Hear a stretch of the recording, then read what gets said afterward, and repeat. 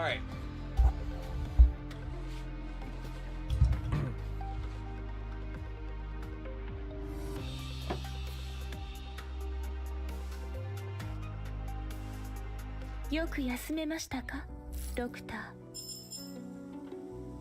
And we're back to finish off Medjehtiqedti ban. Actually, I haven't logged in today. Let me just. Minos motifのマルチメディアスタジオ。 This really fast. 一緒に行ってみませんか? Oh, it's loud.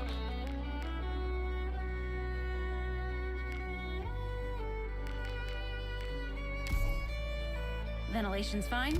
Visibility's excellent. Good. That's conducive to getting my work done. 親友、この角で家具を。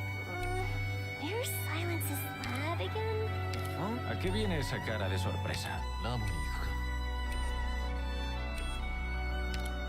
休憩ですか? ここ、あったかいね。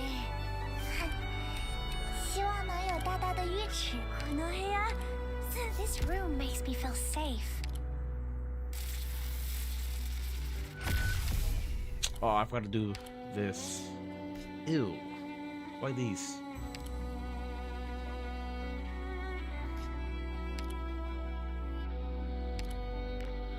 Hold on. Should have done this before. Maybe I could talk to the other doctors on base.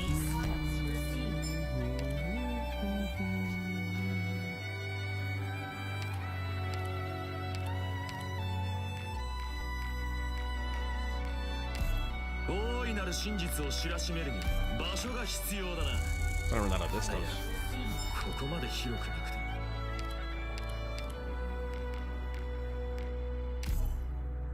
Schön ordentlich. Zeit, die Bänder zu wechseln. What? Also die des Zweihänders. Du brauchst deinen Blick nicht abwenden.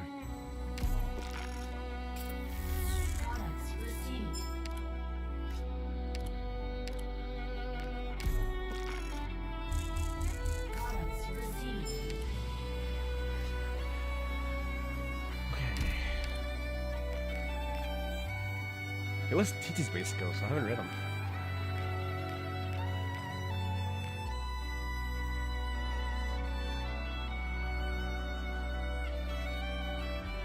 Oh, she's kind of like Lessing. Cool.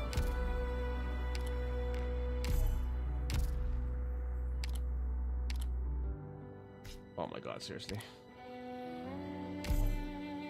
Whatever.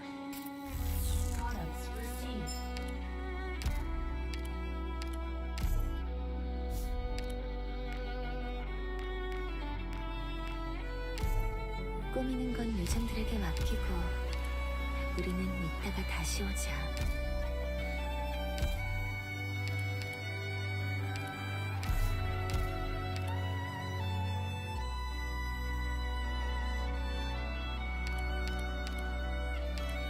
Oh my lord.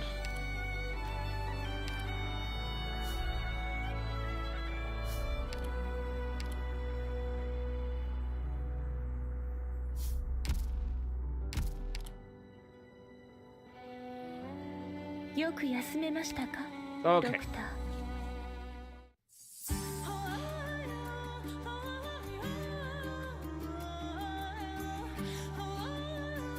Here we go.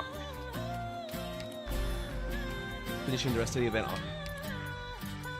Convergence. As people come and go, the situation inevitably spins out of control.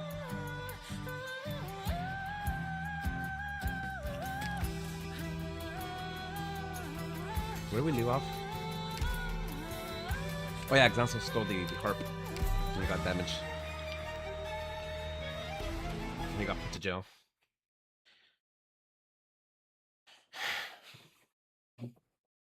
Oh, Mio.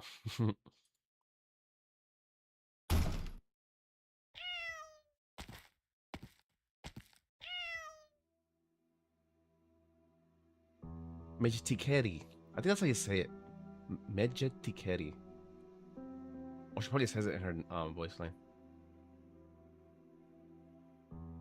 As if it wasn't enough that you went off by yourself first thing in the morning. Now you're slamming doors and disturbing my nap.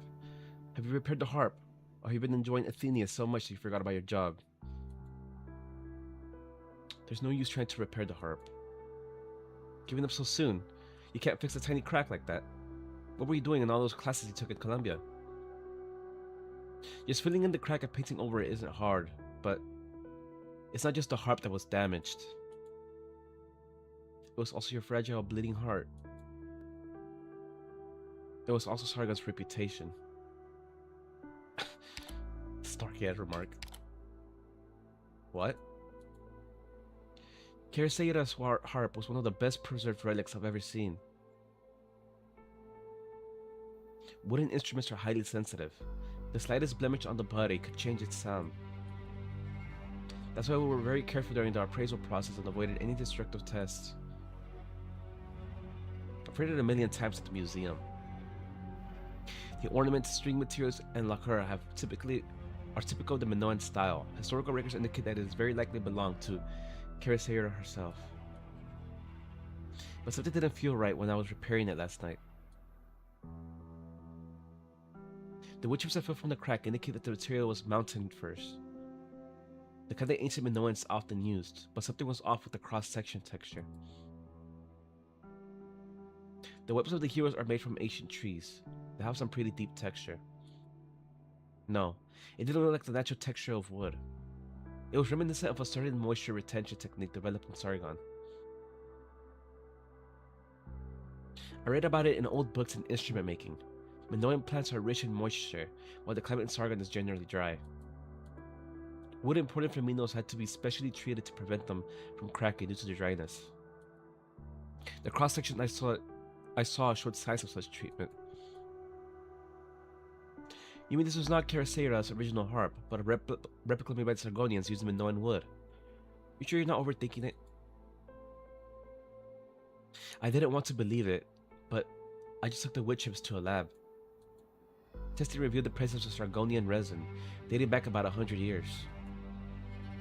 Oof. The harp looked perfect. It was virtually impossible to tell that it was a replica without destructive testing. And that Medjehtiqedti knew anything. I have to tell the Astynomos.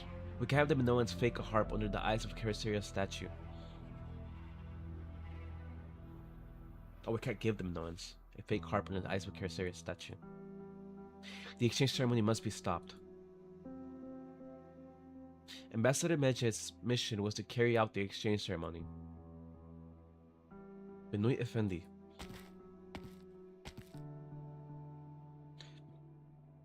We made an oath to the Padishah before we set out.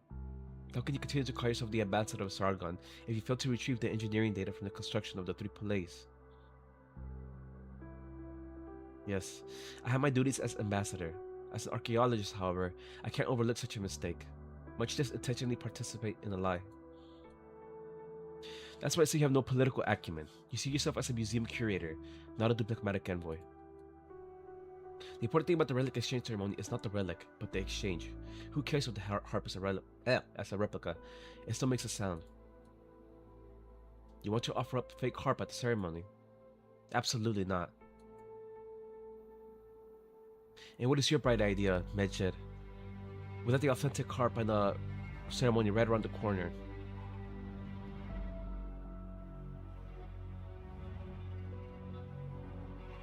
In the halls of the Medjehtiqedti, you told Medjehtiqedti that you love the legends of Minos and want to see the true heroism with your own eyes.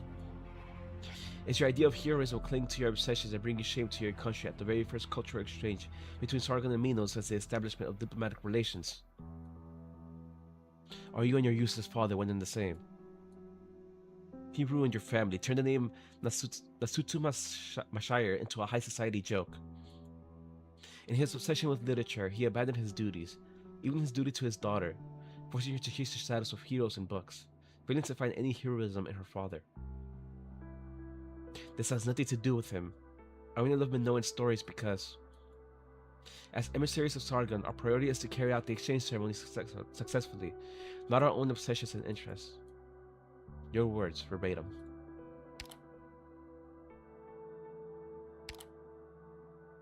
I'll find a way, before the ceremony, no matter what it takes.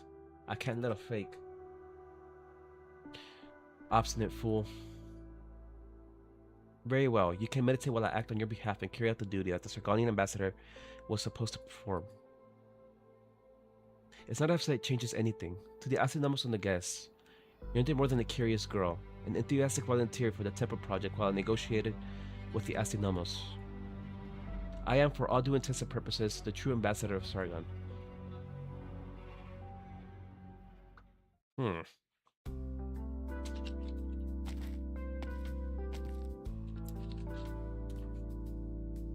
Cassandra. Hello, maybe you don't remember me, but I've visited this ranch quite a lot lately. The herder, Melita, knows me. Please stop leaning on the fence and let me through. Oh my god, the bird base is a hat. It was not my intention to interrupt your nap. Perhaps you will enjoy this grass. The dew is still fresh on it. I also brought some berries. Well, I'm out of bribes. In that case, would you like a dream interpretation? Kyrios, maybe Kara. Cauliflower is a girl. Berries are too sweet for her, and the grass isn't filling enough. You need carries to draw her attention. Oh hey, look at this little character.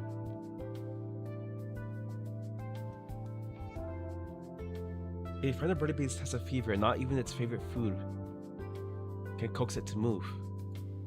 You scoop some water with a leaf and spray it on its horn to cool it down. You really know your Birdie Beast, Melita. I didn't know there were so many tricks to getting Birdie Beasts to move. Of course, they're not like Beck Beasts, which are used to taking commands. A herder needs 100 tricks to coax Birdie Beasts to doing what you need them to do. It's this understanding that builds the bond between Birdie Beast and herder.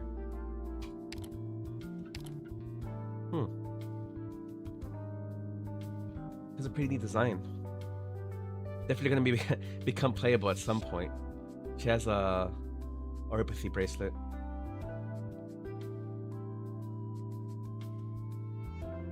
A dog, I'm assuming? Am I right, Cauliflower? Primo Peril?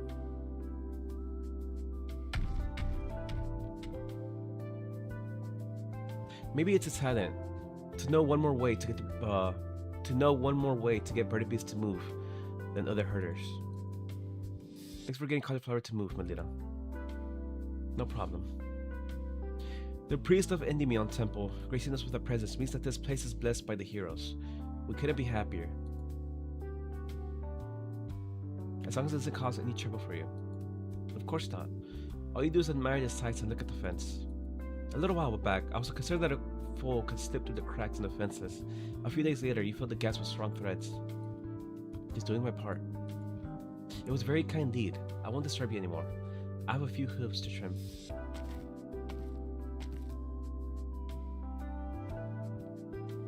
Cassandra leans towards the filled fence, where delicate threads stand in regular intervals, gleaming in the sun. She plucks one of the threads, hearing nothing except the breeze blow over the pasture. Of course it wouldn't make a sound. Not even the Birdie Beast running into it did. There isn't much time. Will you sing again?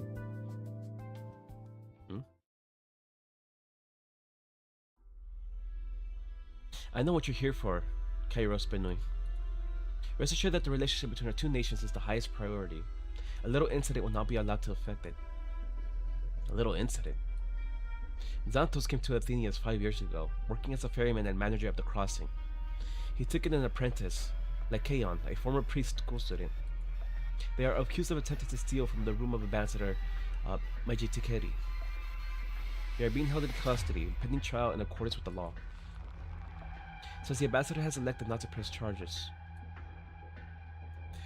A justification to comfort the ignorant people by a naive girl moonlighting as supervisor of the rebuilding of the first temple, not the decision of the honored ambassador of Sargon. I see your views differ from Kiara's Mashayers. I will, of course, take full responsibility for this matter at Astridompos. However, I would ask that the two of you come to an agreement as to how we deal with it. You know what I mean, Astrinomos. My view is that of the Sargonian delegation.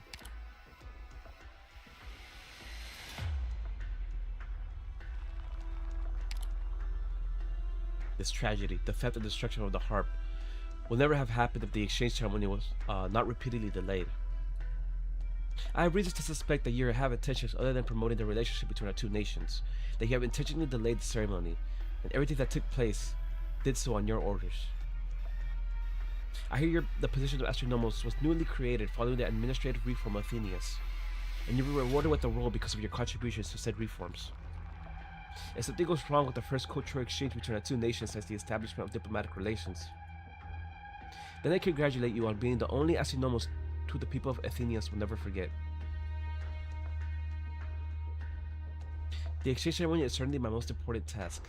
I admit I was negligent for not arriving at the scene promptly due to the busy schedule. In that case, how would you define this incident? The theft and destruction of the harp. The brutal, barbaric, ignorant, baseless hatred of the perpetrators. The robbery and destruction of the symbol of friendship between Sargon and Minos was a most despicable act. In my 30 years overseeing culture in Menat Hamite, Sargon has received many letters from Minos requesting the return of cultural artifacts that were removed during occupation. Shouldn't these plunderers of Minos' national treasures be severely punished, if you Minoans truly value it so much? They will be tried according to Minoan law, as far as the punishment is concerned. Though, I have no intention of leaving the impression that Sargon is trying to bully the people of Athenians. We are emissaries of peace after all. This is a most sensitive time, however. Just because Sargon and Minos signed a truce 5 years ago doesn't mean that all is peaceful and well. The Padishahs are used to solving problems with the force of arms. I would not give them a reason to get angry if I were you. Dancers and Lycaon conspired to steal and deface a national treasure and sabotage the exchange ceremony. Their actions are tantamount to treason. They will be put to death row immediately. Thank you, Astronomos. I look forward to the exchange ceremony in a few days. Get in.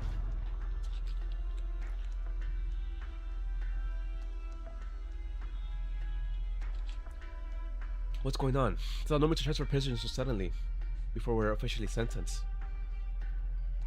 Oh, another one. Oh, this one looks cool.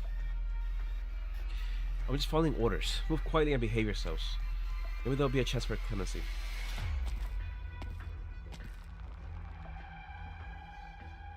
You really believe this Argonian ambassador will protect the Minoans who tried to steal the harp? We heard what she said to the officer. It would have been easiest to make the accusations while everyone was watching, but she didn't do it. You can never tell what someone is thinking. Submit an official assessment of the damage. Put pressure on the Astronomos and peace officers. There are many things that the Sargonian delegate can do. Death row, eh? Or getting the royal treatment. You should regret it, Lycaon. Destroying a hotel kitchen is nothing compared to the charges you now face. All the more reason we had to take what's ours back from the bandits. The harp of Characeria sings only for the stories of the heroes. It will not, and must not, sing for a false peace. I know your past, Master Xanthos. I may not have experienced war for myself, but I respect your decision. I couldn't let you risk everything by yourself. Have you known about your plan? You saved my life 2 years ago. It was your classmate from preschool, Hecademos, who carried you down from the archery range after you were injured by an Originium shard. I just took in a former student who wasn't willing to continue in the priesthood, that's all. An infected can never become a priest. It's divine work, communing with the heroes and guiding the way for the people. I couldn't do it. As for Hecademos, all he wants is someone to debate him. Do not fool yourself, Lycaon. It'll only make the pain worse when you finally have to face it. That's Xanthos. My friend brought technology from nomadic cities when he came to my homeland after receiving divine revelation. He built a village in the barren swamps with us. The people in the village respected him a lot, but he always had a dark look on his face, late at night. I lied to myself and tried to convince him that the river in his dreams wasn't red with blood. It was red because of iron that the river brought from upstream, that the revelation was supposed to bring him to us.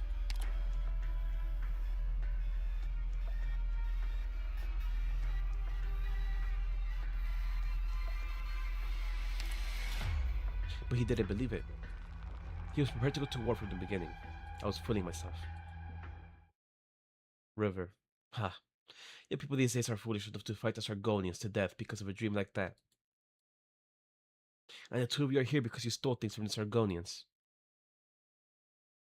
The harp of Carasaria belongs to the Minoans.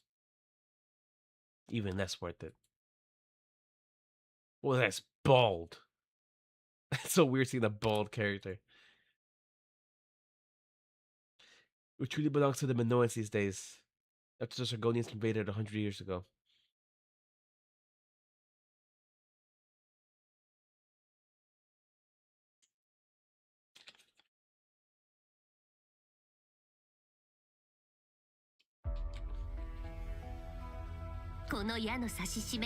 Convergence.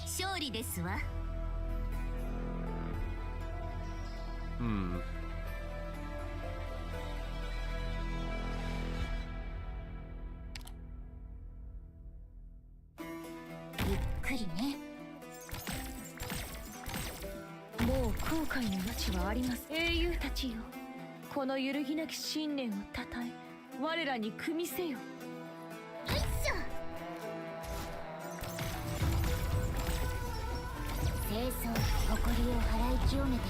The hell are these?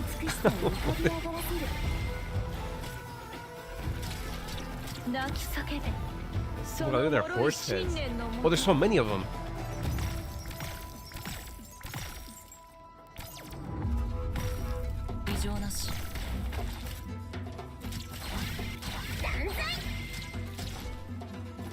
Oh my god. Wait, hold on. Oh no, there's your block on increase. Block of 3 increases.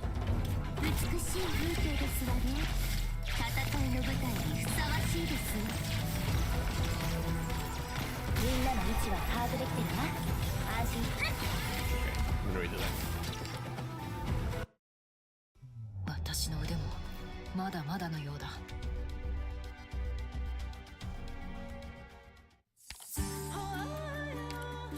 Wouldn't Burning Beast have, Indian? Athenians captured the previously impregnable city of Ilion by hiding soldiers inside a wooden burning beast. So I saw another group of annoying squeeze the horizontal vehicle, mainly understood as a recreation of the legend, and all of us invited to join it. Oh my god, it's a Trojan horse. Cannot be blocked, okay.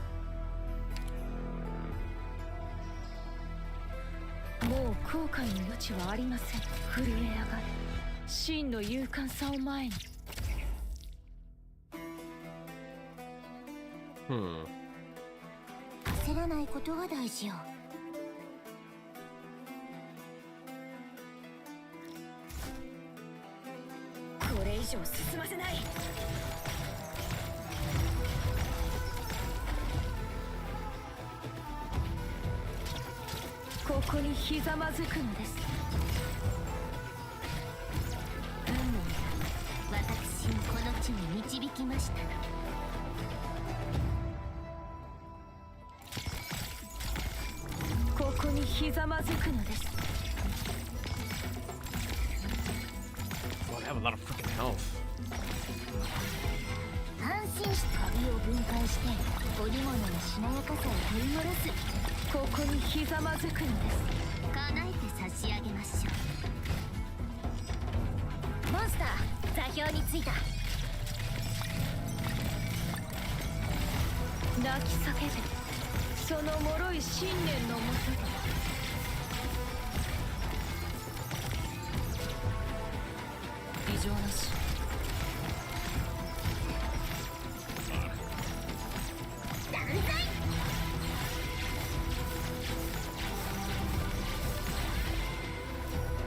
Ooh, barely got it. Oh, look how slow it is.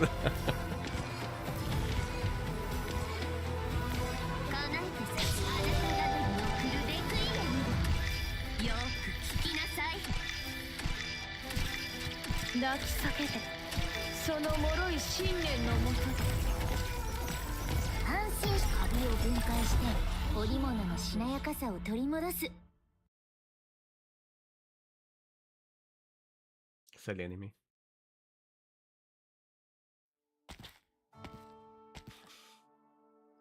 Hey, it's Pallas!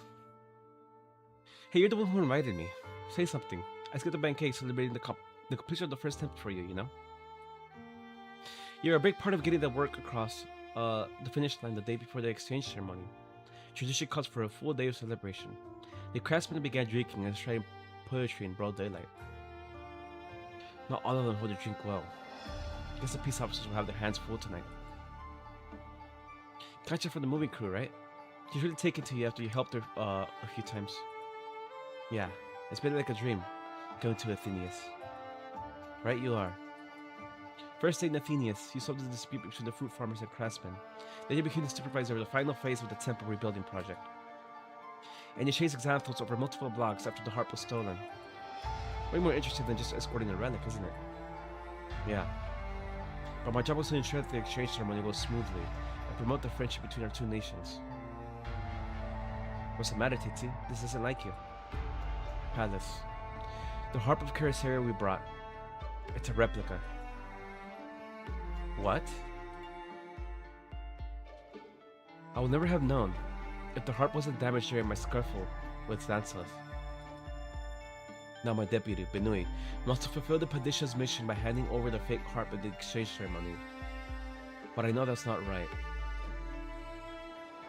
The ceremony is tomorrow. Do you have a solution? There's no good way to do this. We need a miracle. I read through every relevant book I could borrow from the Bibliotheca of Athenius. I learned that the harp of Chrysaria was lost to a war a long time ago, and it hasn't been seen since. It's likely that the Sirgonian craftsman who made this replica had only seen the blueprints, not the harp itself. Could the true harp still be in Minos, or it was destroyed by the fires of war long ago? I'm sorry. There's no need for you to apologize. What do you plan to do if the true harp is nowhere to be found? I can't publicly announce in my capacity as a Sirgonian ambassador that we brought a fake harp. It's more likely to lead to conflict than to reveal the truth. A very reasonable concern. And so, I'll have to stop the ceremony in my personal capacity. What do you mean? I'm getting rid of the fake harp before the ceremony can start. Well, how are you gonna do that? I think people are expecting it already. You can't go in. Look, I know a special visitor's permit is required to visit and deliver supplies. I just forgot. Can you accommodate me this once? My old client went in a couple days ago all of a sudden, and somebody asked me to bring him some stuff. Alright, to tell you the truth, he's pretty sick. The Athenian jail has a doctor and basic medicine, but it's not as effective as the Rhodes Island stuff.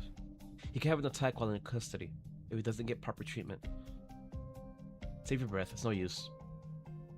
Alright, I didn't want to do this. Here's my pass, Hecademos, Grammatilus to the Astinamos. I am authorized to enter detention facilities, even bring in suspects for questioning. Open the door, this is an order. I will file the necessary paperwork later. You want to see the two thieves who came in a few days ago? Nikayan is not a... Never mind. Yes. You can't. What? Why not? You are authorized to see the prisoners held at the jail, but the two you're looking for aren't here anymore. Were they transferred? That is unusual. Has Korea Athalfalu's horopathy treatment system been implemented already? Or were they transferred? Don't bother, Hecadamos. I don't know who they are to you, but not even the Grammatilus to the Astinamos is authorized to see inmates on death row. Death row?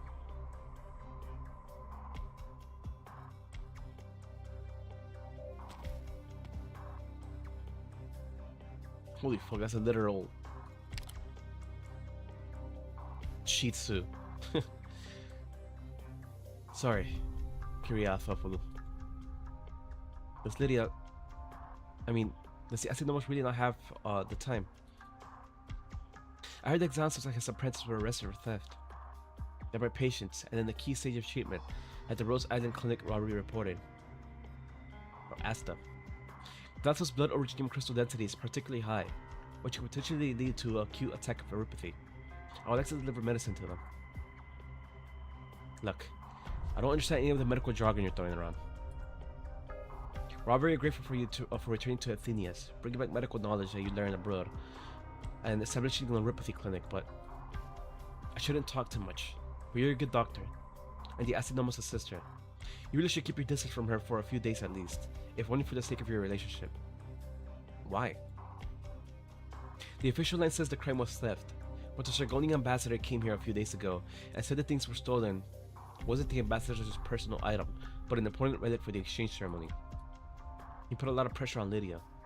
They're probably going to be publicly charged with treason once the ceremony is over. Treason? But according to Minoan law, most of the issues the Astynomos faces cannot be solved through legal procedures. She wants a new modern Minos, and she is willing to give everything for it. That's why we're willing to work for her. Perhaps you're not aware, but she gave up her family inheritance, even chasing her other family out of Athenias after taking office. She gave up her inheritance? I thought the business failed. This exchange of relics was an important part of her administration. There must be no mistake, at least not on the surface. Even if it means sacrificing 2 lives. It's not like they're innocent after all. I'm sorry, I have to get back to work. Linda really likes raising her eyebrow. What is Lydia? Well, she wouldn't meet with me, and I doubt I could convince her, even if we did meet. But Xanthos and Lycaon needs to be tried fairly. I can't let Lydia make a mistake like this. What do I do? Sorry, I was lost in thought.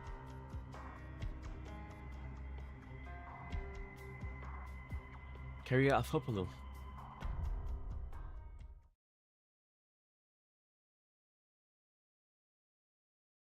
It's probably Karia. Kiria. He was staring out the window, Astynomos. Apologies, Kiria Cassandra. When let Kiria Athopoulou in, I have to discuss the establishment of the neuropathy treatment system with her anyway. Oh? I thought you wanted to get extra help to plead the case of the 2 infected who were arrested a few days ago. You know that ferryman, Xanthos, quite well. I believe you're the one who found him at the job at the crossing. Oh, who found him the job at the crossing. The peace officers will deal with his theft. Neither of us need to worry about it. I'm afraid I don't have that luxury. If this incident affects the trust between us and Sargon, then this incident will become more than a simple theft. What? It's my own business. It has to do with the priestess of Endymion Temple. Back on topic. Yeria, Cassandra, the opening play for tomorrow's exchange ceremony has been decided. It is to be King Perthus, a popular classic across Terra. All the priests need to do is attend. There will be no need for complicated rituals. A few weeks ago, I came to discuss the priest-directed ceremonial play for the completion of Caraceria's first temple. I have not seen you at the Astynomos' office since. I apologize. My schedule is a busy one. I certainly remember. The exchange ceremony also requires an opening play, and we could kill 2 foul beasts with 1 stone this way. We need not bother the priests, however. Excuse me, but the rebuilding of Caraceria's first temple is a symbol of the people's spirit. Now that it is complete, tradition calls for a proper ceremony to invite the heroes to enter the temple and give Minos their blessings. The council is not trying to usurp your administrative power, and the exchange ceremony does not fall within your responsibility. However, Minoan drama began as a ritualistic performance. Every single detail is carefully arranged, from the props to the program to the performers. It's not enough to simply put on the popular play. Immortal legend, witness of the oracle, heroic relic. Do not think that I am completely ignorant of traditional ceremony, or that I'm one of those radicals who call for every tradition to be abolished.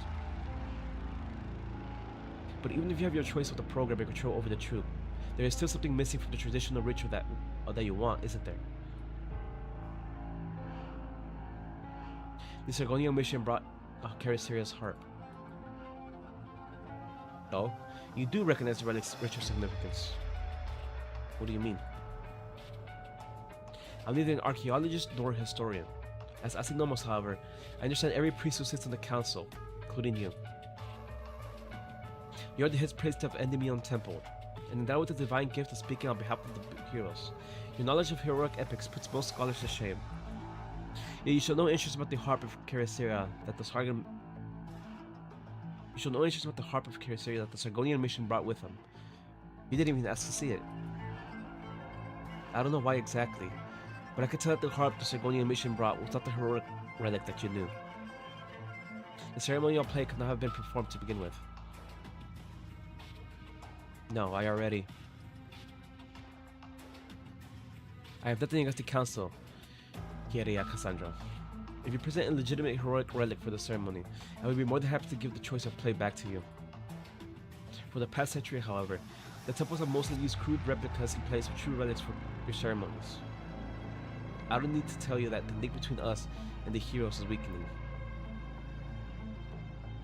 As a modern state, Minos can no longer rely on ancient relics to unite our people's spirit. No need to worry, however. The temples and priests will continue to exist. You can continue to contribute to historical research and tourism.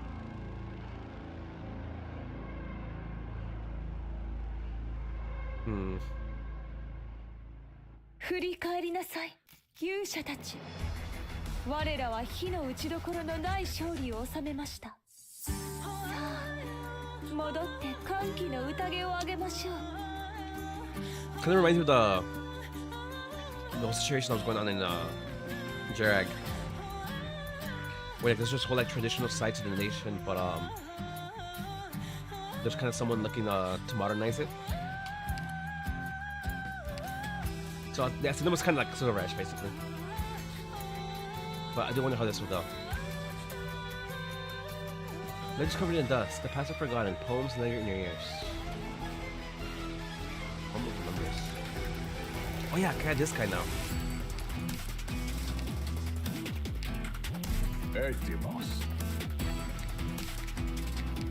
I haven't raised him exactly, but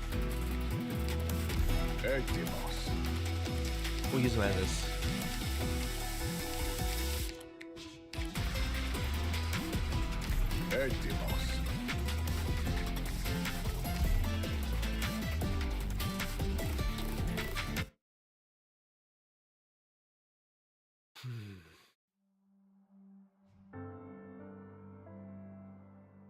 It's getting late, Pallas. We should split up and make our own preparations. Are you really sure about this, Titi? Yes. Ever since Benoon learned the harp was fake, he's had it under guard by a Retinu? Retinue? Retinue. I don't know how to say that word. He's not letting me get anywhere near it. He's definitely going to post more guards tonight, so nothing unexpected happens. But it'll be a different story tomorrow when the exchange ceremony takes place. You have to leave it exposed in public, which is where we'll find our chance. Right. But what comes next? Next, the Sargonian government will probably give a formal apology about this whole affair, while sending more diplomats to discuss things with the Astinamos in private. On the outside, it will look like a Sargonian mission taking a Minoan national treasure and fleeing. But the people in charge of both nations will know that what they all lost was a fake. That's not what my question was about, TT. I also know what will happen to you. Me? I'll take the fake harp on Mio and leave via the ancient route. Can't go back to the Minahamite. Padisha's carries guards will definitely chase me across the entire city. If I really do get caught, then it doesn't matter if it's by Benui or Padisha Carry.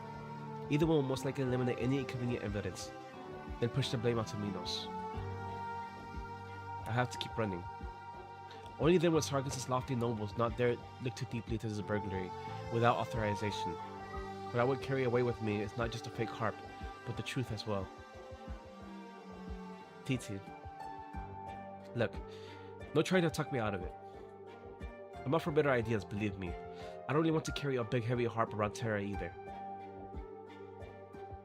Go home, Pallas. Let me be alone for a while. I'll see you tomorrow morning. Fine.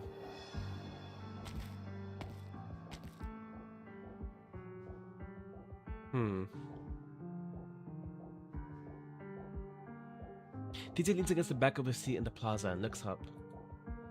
The night sky is always perfectly clear in Minos, a great boon to stargazers. It is this heavenly advantage that caused the ancient Minoans to associate their heroes with the position of the stars. When she was young, Titi's father would look up at the stars and tell her the stories of these heroes. Some you can find in the history books. As for those with no source, perhaps they were simply cooked up by her underachieving bookworm of a father. Though Ines took him from his land prematurely, Titi still remembers clearly every story he told her. Within those tales of Minos, will she find one of the exiled hero carrying a fake harp? Or will she find one of an exiled hero carrying a fake harp? Countless stars sparkle silently in the dark sky. Titi does not find her answer.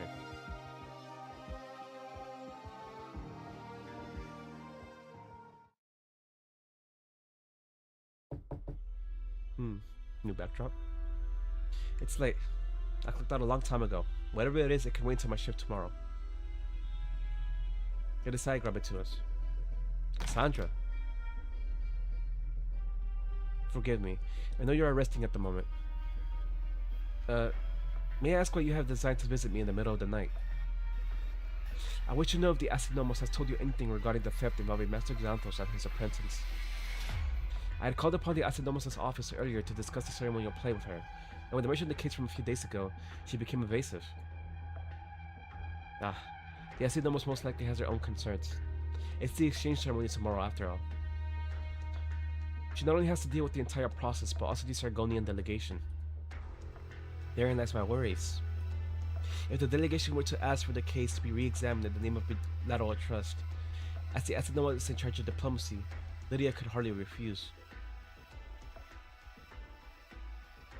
I could tell she was a little dense while we were talking, and her side desks had piles of Minoan law codices and incident investigation reports. She most likely is already having her hand twisted by the envoy. This means the charges against Xanthos and his apprentice will only become more severe, and if it were not for your schoolmates at Ripathy nearing the crisis point, I do not believe there will be a Volpal tail behind your sofa's armrest.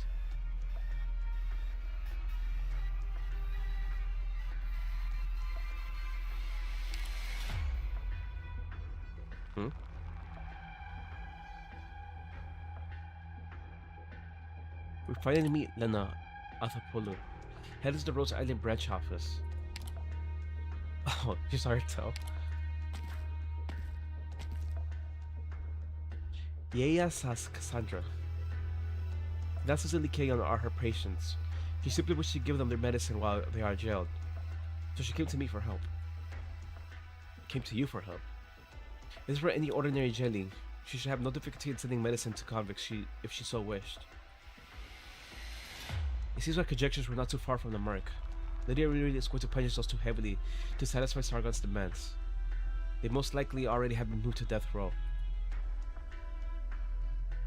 And Nertahiarea Cassandra, dream interpreter of the Endymion Temple, will be so skilled in reasoning. You should know, Hecadomos, that not even the Asinomos' Grammateus can visit prisoners on death row.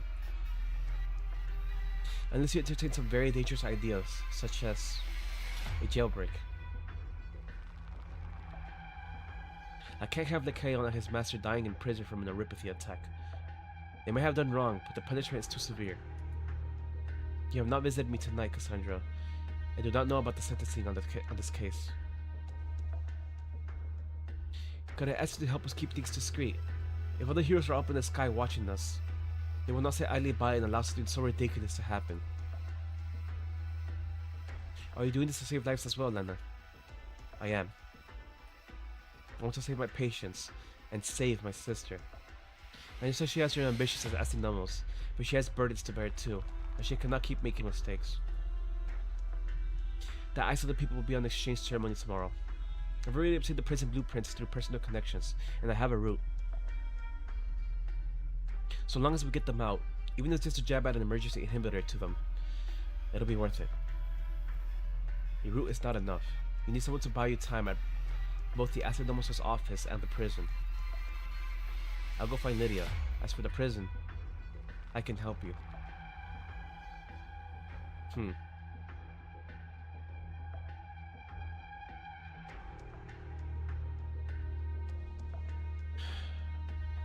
Kyrios. You said that nothing truly belonged to the Minoans. But how can that be?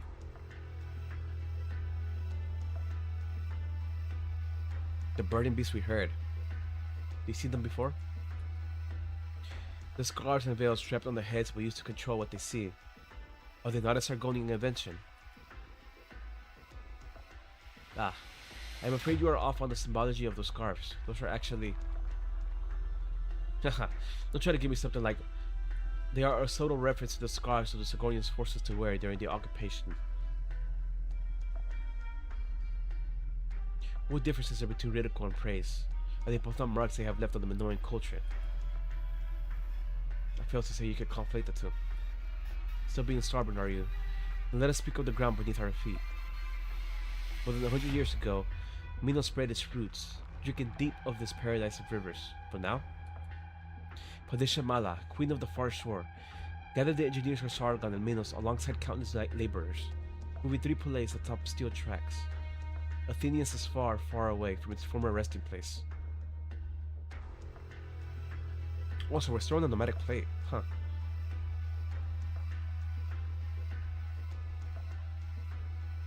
That is obviously sophistry. Even if Sargonians had not come, we would have eventually moved our cities out to nomadic plates ourselves. It's the inevitable march of technology. Yes, well said.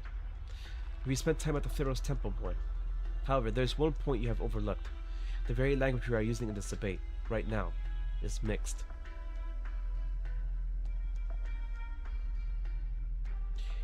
The old tongue of Minos was eroded away during the occupation. The modern Minoan language the priests worked so hard to assemble. How many words do you think were taken from the nation you so hate? You. Enough.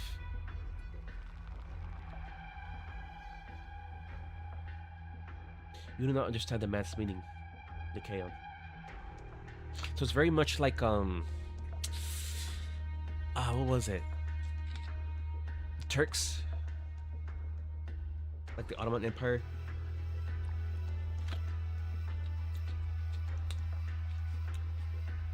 Taking over what, the Greeks? I forgot. You do not understand the man's meaning, Nikaon. There is no more room in the scars of war. A truce does not mean everything is in the past. We can no longer fight for the Minos in our hearts, for it no longer exists. You with the helmet. You're actually someone interesting.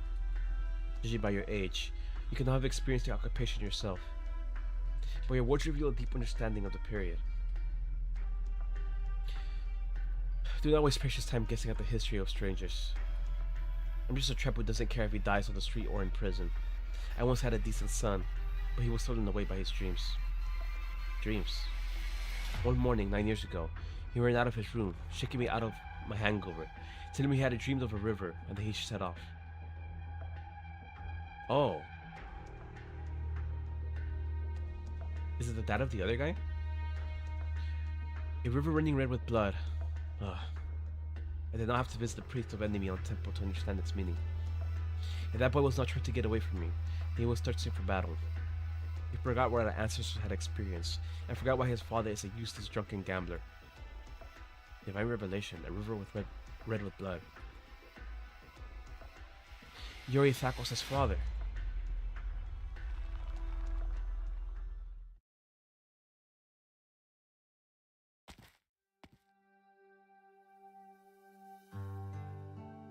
That's a huge ass ember.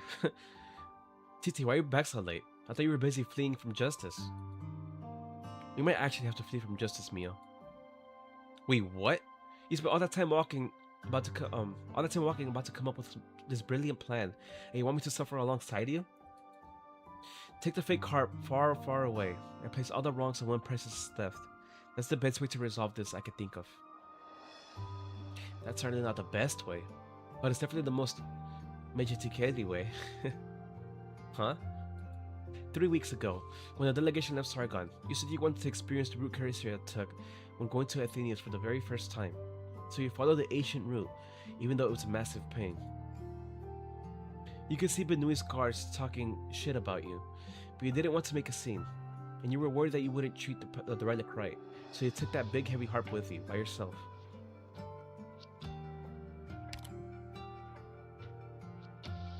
I noticed they're using shit a lot more. And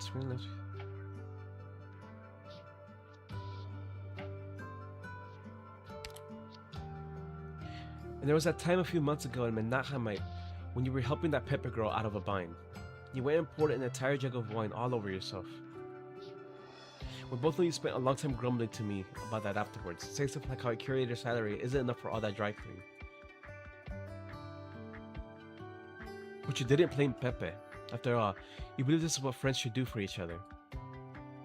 If all your best ideas keep ending up with you taking on the burden yourself, then you should just quit already. What's so funny, huh? Nothing. It's just that after hearing your words, I'm even more convinced what I'm doing is the right thing. Like how Xanthos and Lycaon did not wish for a relic that is rightfully Minos's to be used as a diplomatic bargaining chip, so they stole it, bearing all the consequences. I might not understand their true intents, but I believe their deeds are worthy of being recorded in the tales of the heroes. Right now, I'm just a copycat. I don't dare assume that I understand what makes someone a hero, but I want to write my own tale. Even if I can't be considered a real hero, even if the protagonist of the story can only run away.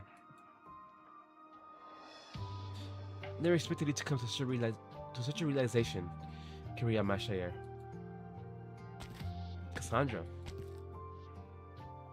Do you not blame Xanthos and his... They're just everywhere, huh? Do you not blame Xanthos and his apprentice who attempted to steal the harp? If it were not for the meddling, your culture exchange would have gone smoothly, even if what you have is but a fake. How could I blame them? I have a feeling Benui will try to seize the initiative to pressure the Astronomos into handing down an unjust sentence. But it's those two who reveal the truth. If I can shift the focus of the issue onto myself by stealing the fake and free both Xanthos and Lycaon, then it'll all be worth it. Wait, how do you know the harp in the Sargonian delegation brought is a replica?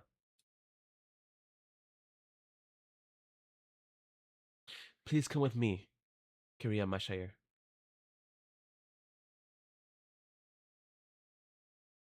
Oh, she probably knows the real replica location or something like that. We'll see. ここに残って仕事をしていてはダメなのか? Looking by immersed status, dodges physical and arch damage from your non-immersed units.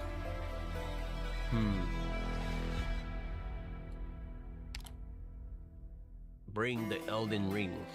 ゆっくりね.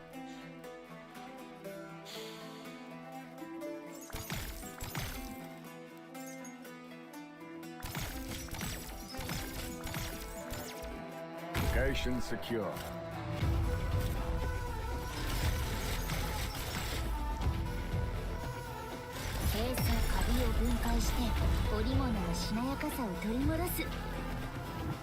Okay, so I have to put these in water before this guy gets moving.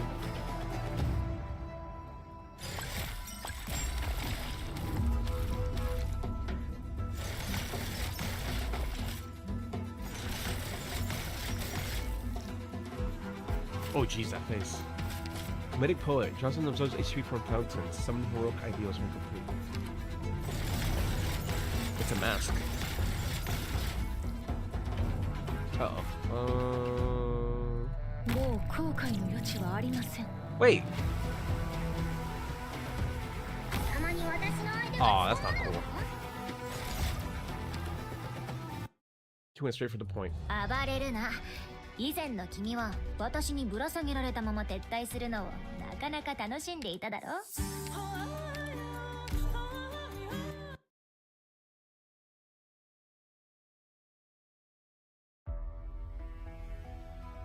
この矢の指し示す方向は勝利ですわ。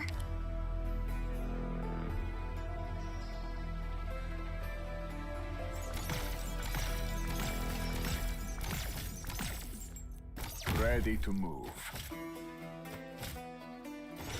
Should probably try hitting these before 安心表面の石灰質を取り除いて大理石の彫刻に荘厳さを蘇らせる。ドクター君、形態を変更中。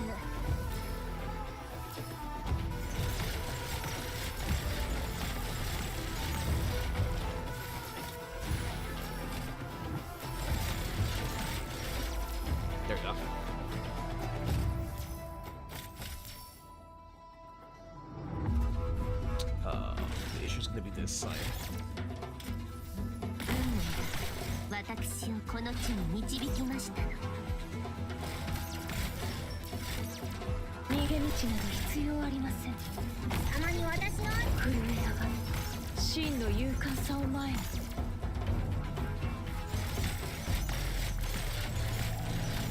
Baron. I do not fear death.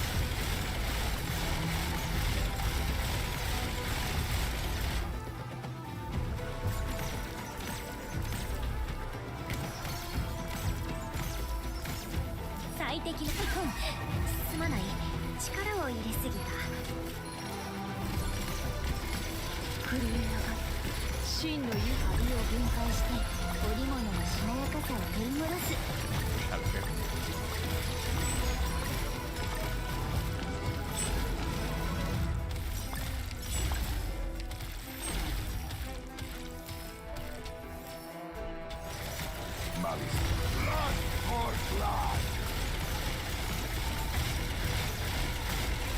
Mission accomplished. Nice.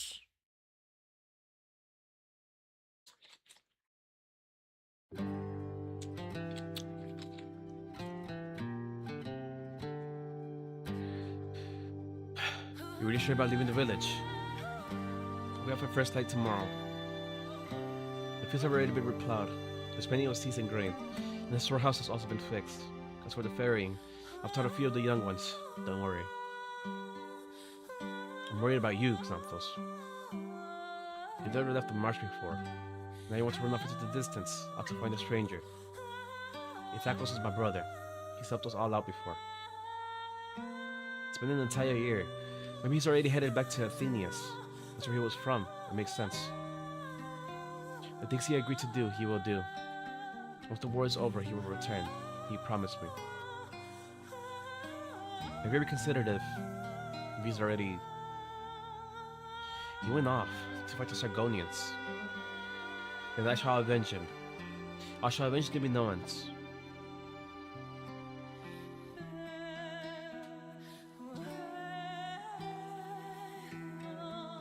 Northern Mountains, Minos. Oh, another sprite. Hey, don't get so worked up. You got the wrong guy. I'm really not your Ithacos or whatever it was.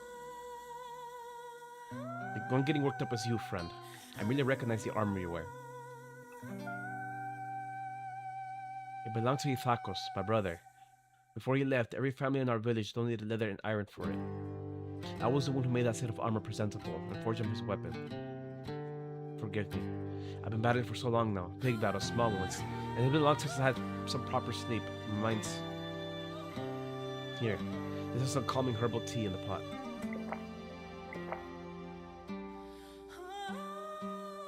Can you tell me who you got this armor from? Another gorilla friend. He ran to a skirmish. He took an arrow. And before he died, he gave it to me. But his name wasn't Ithacos. Ew. And see all these marks on the armor? It must have been passed through a lot of hands to get that many. You might not know this, but we gorillas aren't like the Sargonian army.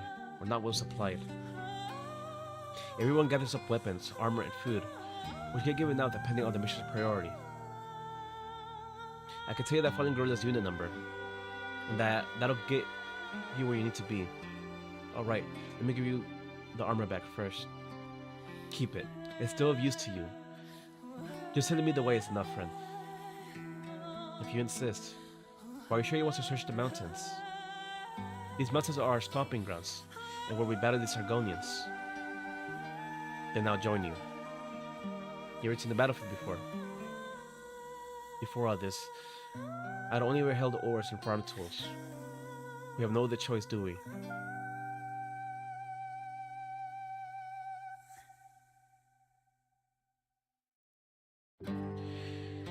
Sorry, I don't really remember the smiling long-haired fort you mentioned. As for these boots, I got given them when I joined the gorillas. According to the friend who gave them to me, they belonged to a middle-aged guy who was missing a chunk out of his left horn. There's a hole in them. Sorry, they're a little small for me, and I had the time to mend them.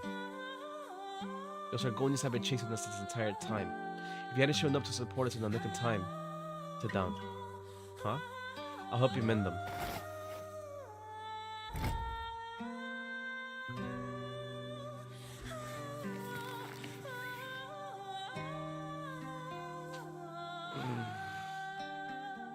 Nasai Kala. Wow, you've got big hands, but they're nimble.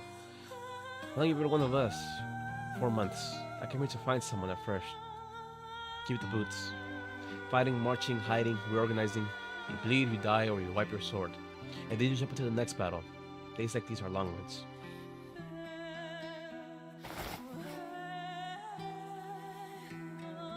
Where's the man who gave you these boots? Just point me the way, friend.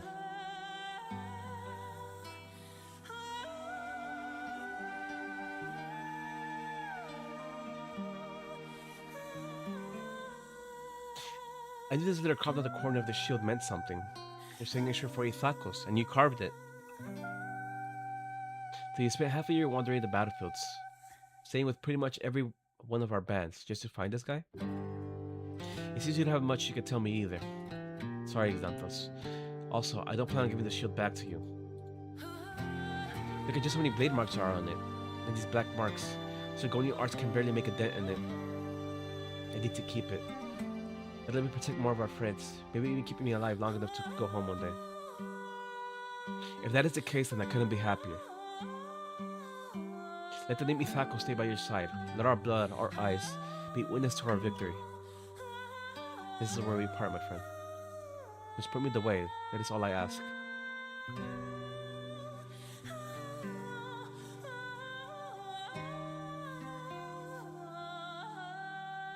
Try changing hands. Ithakos was left-handed, which I kept in mind when I made this art unit for him. I knew it. I knew something felt off about the power levels. It's already been a whole year, Xanthos. Time flies, and so does a melted river. You're already the most famous gorilla in the mountains. You fought the most fights, walked the most battles. Walked the most battlefields. Everybody thinks of your heroism. Are you really going to keep searching for your brother? I have no reason to stop. Like how you would not turn and leave the battlefield. Ha, you're right. Your accent. You're from Lachedamon. I sure am. Well, more specifically, my hotel is on the route of the nomadic city.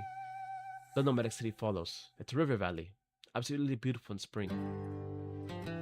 I've just told you about my hometown. The village Ithakos and I founded together. You should tell me more about yours. We have been losing this war for over 100 years. We don't know how it will end. We should remember each other's hometowns. We should remember each other. I'll be more than happy to, my friend. I'll continue my search tomorrow. Just put me the way, friend. Damn, who are you searching for that? Or looking for him.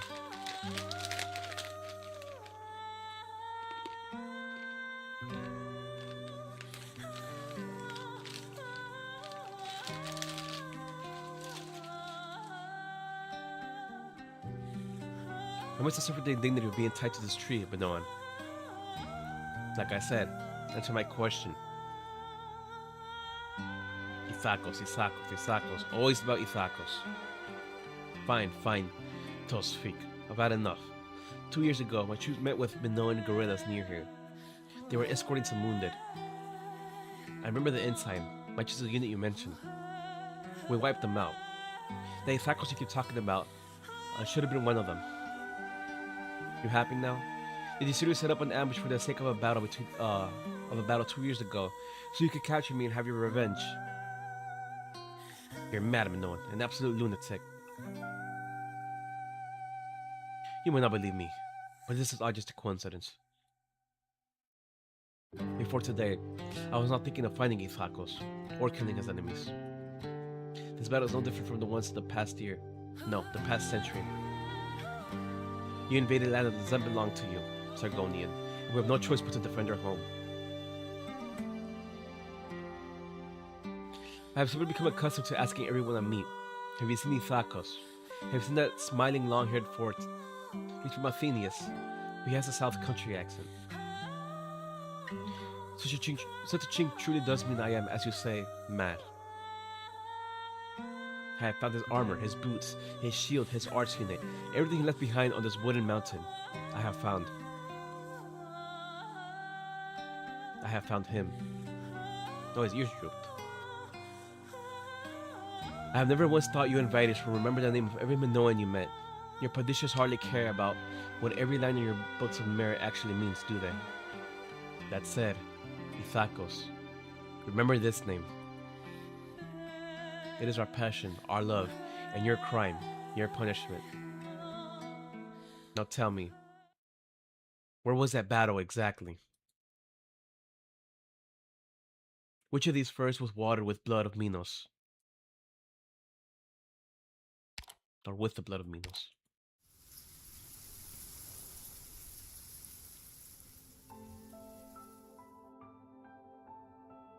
Nathan looks up and sees countless Minoan firs standing tall. The wind blows, and the entire forest restless.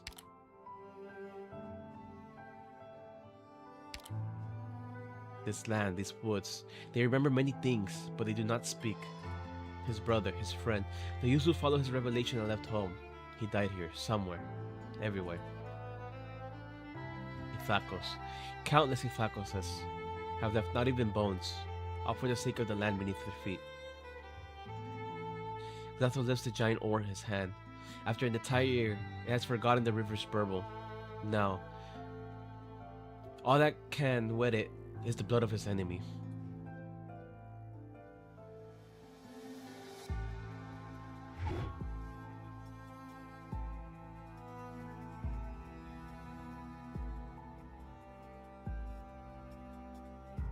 Did you avenge Ithakos? No. Just as I was about to smash in the head of that Sargonian with my weapon, my friend stopped me. Well, the Bogos cried out. You never told me the campaign you experienced was. The final battle before Minos and Arknights signed the ceasefire. Minos, which had lost for 100 years. Had finally won.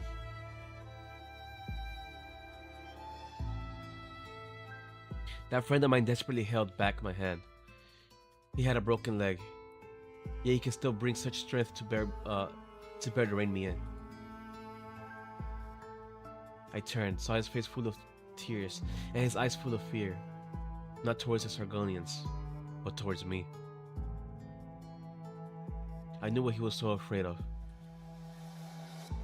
He was afraid I would destroy this hard-won peace. He was afraid I would bring about new conflict, that I would extend this cruel war. He was afraid he would become like Ithakos, forever unable to return home.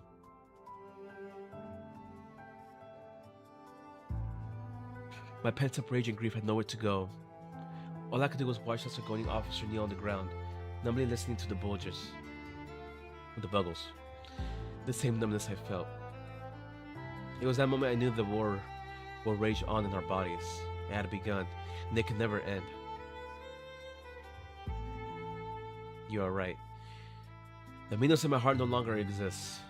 It died on the battlefield many years ago, alongside Ithakoses. Or the Ithakoses. But I will not allow the enemy to defile our land again. Not even if they had built this city. Not even if they had built this city. So even the textbooks say that nowadays. What do you mean? Ithakos went to your village, so full of passion, unlike me. He must have taught you many building techniques. Indeed. He renovated nearly every important building in the village. His techniques were passed down from his ancestors. During the occupation, my own grandfather was pressed into service by the Sargonians to build the nomadic cities, thanks to his mastery of engineering. What? The mobility layer of the Athenians might just be his handiwork.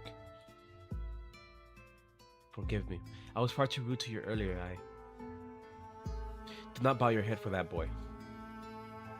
I am not the engineer who built the nomadic cities.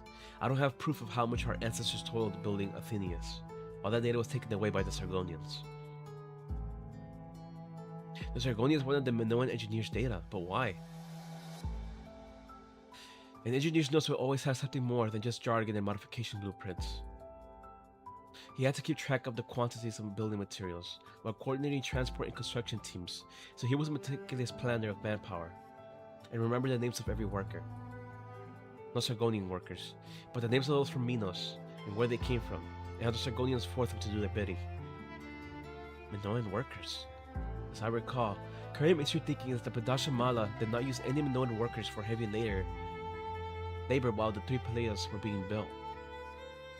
Do you mean to say history was not written by us, not even our final victory? Oh wow.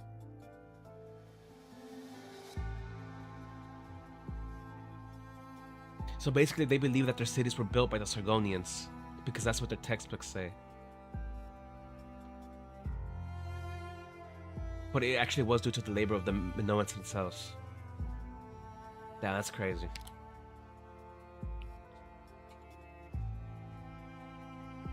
But there's evidence of wrongdoing, evidence that should be shared with the public. Do you remember where these engineers' notes are? How should I know? Ask the Sargonians. But the Sargonians are probably dead by now. Ask the Sargonians. The construction of the three Pallas. No. What is it, Master? The Sargonian mission is not using the exchange to obtain technical data, but rather the notes detailing proof of Sargonian sins.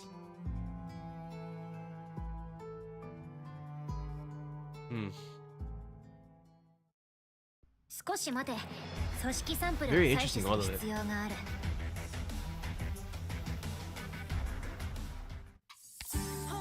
Voiceless Night. Cutscene. Miracles do not happen on their own. Even when you leave things in the hands of fate, your heart is yours alone to discover.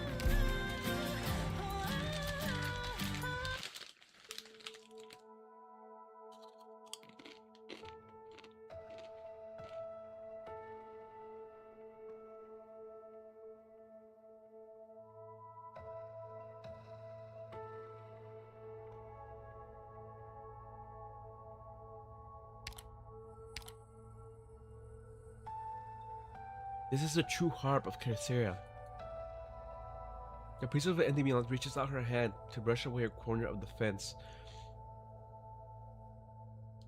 running around the burning beast's pasture, pulling out a few overgrown blades of grass, revealing a harp built into the fence itself.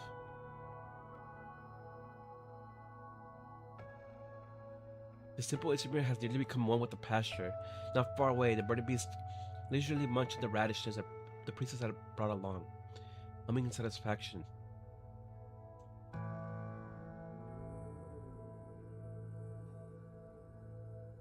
Its coloration has darkened, the paint on this base is molted, mottled, and while the decorative elements are still there, the surfaces have burning beast bite and hoof polish marks. The whole thing looks like an ornament in the corner of the field. I shouldn't question you, but I find it rather hard to believe. You are a specialist in your field, and no doubt have a repertoire of techniques and standards to confirm it. You may examine it in detail. If you say so. The wood use of the harp's body is different from the firs that grow near the site of the old Athenius. As for its design, it's simpler than the one I brought. The strings are far too new though. These are metal strings, only popularized in the last few years. The original strings snapped a long time ago. I replaced them recently. So you know where it was this whole time, huh? I also tried using traditional beast gut strings, but no matter the type, the result was always the same. Legend has it that the day old Athenius fell, Kerseira's heart felt silent, never to sound again. Metal, beast gut, once a month I would come here to try and play it, but I could never make it sing again. However you put it, that's the harp Kerseira used. Assuming what you say is true. The Sargonians aren't occupying Minos anymore. Why keep it hidden in the field? Why, when I suggested holding the ceremony at the first temple? No, even before that, when the Asinomos agreed to conduct the exchange for this relic. You're a priestess, you must have known. Why didn't you bring it out earlier? A harp that doesn't sing is merely a beautiful piece of wood. It can be a fence in the field, or a toy for the burning beast, but what it cannot be is a centerpiece around which to gather everyone together for a ceremony celebrating the completion of a temple. This makes no sense. Even the fake we brought plays notes that move the soul. Which is why it is merely a fake. As for the heart before us, if you don't believe me, try it for yourself. You may touch it, no need for reverence. I understand your hesitation. If you can make it sing, if you can create a miracle, then you may consider it the harp you brought along, and use it to complete your trade. I make you this promise, as the current keeper of the harp. Sorry, but I've got one more question. Why me? Sure, I need a real harp, but the first temple also needs it. I am a priest of an Endymion temple, Kyria Mashayer. I keep fumbling her damn last name. Mashayer. We are the Hierophants of Revelations. For the people, we interpret dreams, decipher visions, and divine the future. Sometimes we will offer some comforts of our own accord, but most times we will be passive, deferring to established facts and heroic wills. Words flow from my lips, but they are beyond my control. The kind of things appearing before my eyes are not necessarily a pleasure to see.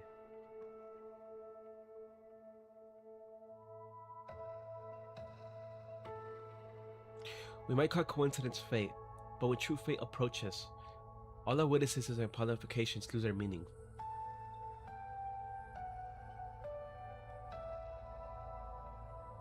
Do I have the power to allow the sun to shine, the rivers to flow, to dictate awe from high to low? You carry the harp of Cariceria, counterfeit though it may be, and it has appeared in the Athenians. This can only be an omen. The events of the past few days stand as proof. But what is most important is your character. It is because it is you, and not your fellow countrymen, that I expect your spirit to resonate with the harp. First, try singing heroic odes to it, try playing it, give it your heart to it, and speak to it. Then perhaps, you really will be able to make it sing, and bring about a miracle.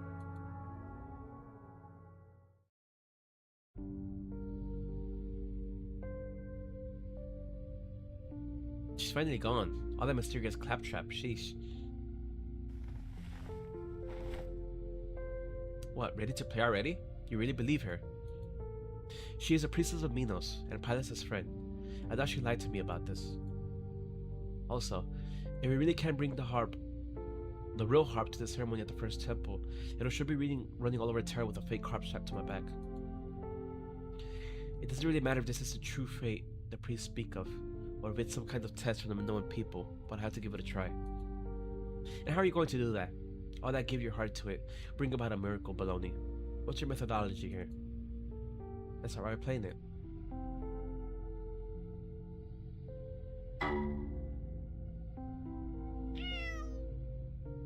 Holy shit, that sounds terrible.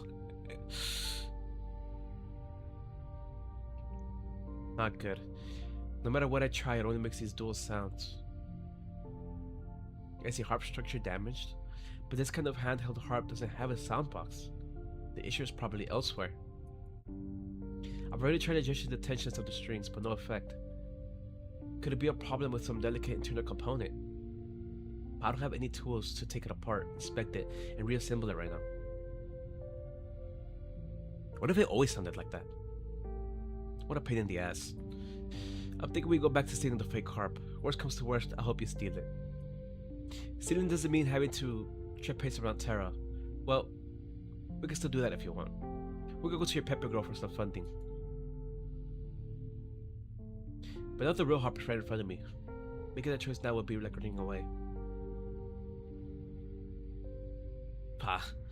We could call it a tactical relocation if you prefer. Ever since I was little, the heroes in the tales my father told me, they never ran away.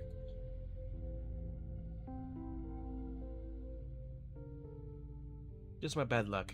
I have to take part in this worthless funeral. A useless idiot who squandered every chance the Padishah gave him. This mongrel destroyed our family's reputation. Hey, not in front of the girl. What does it matter? I said that all to the man himself. All he did was smile. Didn't even have the courage to talk back. Couldn't fight worth a damn. Had zero skill in managing the family estates. He said he could appraise things, but he couldn't tell good gems from bad. All he ever did was buy a pile of ancient known books. Who knows how that was even worth anything? All he did was think about useless things like that. Maybe he had the sort of romantic soul the poets sing of. Romantic? Save it. Would you rather have romance or jewels? You're asking me. It's like I'm a poet myself. To me, a giant jewel is an expression of romance.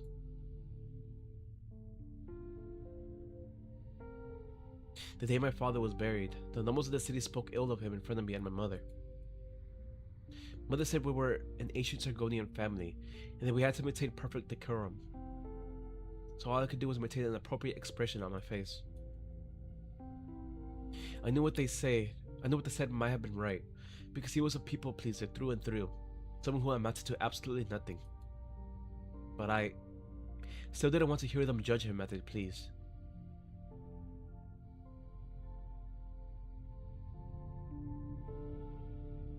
The heroes of the Minoan tales my father told me were brave, never shirking from their duties. They would meet all sorts of obstacles on their journeys, but they were always determined, forever confronting the challenges they had to confront.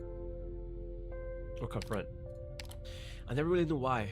My father, he was a weak man. Why did he love these stories? This passion of his, why did it never change him, or how he treated people? I simply don't understand. Look, don't shoot the messenger here, but maybe some puny humans yearn for things they don't have. Maybe. But I've always remembered how clear and steady his voice was as he told me these stories.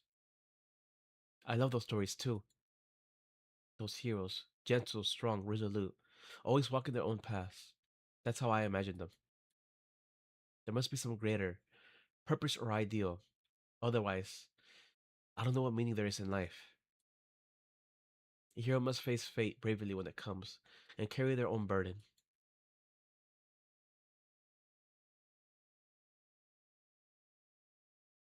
Father's stories always had lines like that. Those tales, Siope, the hero who suffered in silence, keeping her secrets, Carisera, Herakles. I need to think of a way.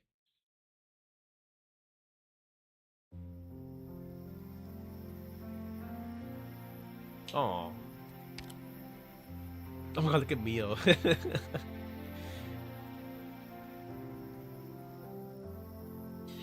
As she sits on the field, racking her brains, Titi falls into slumber.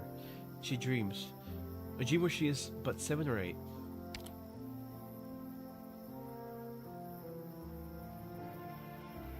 Her father was already ill at the time. With one cold hand, he held her, while with the other, he flipped through some tome atop his knee, slowly reciting from it. He never brought her children's books, or chose books specifically for her.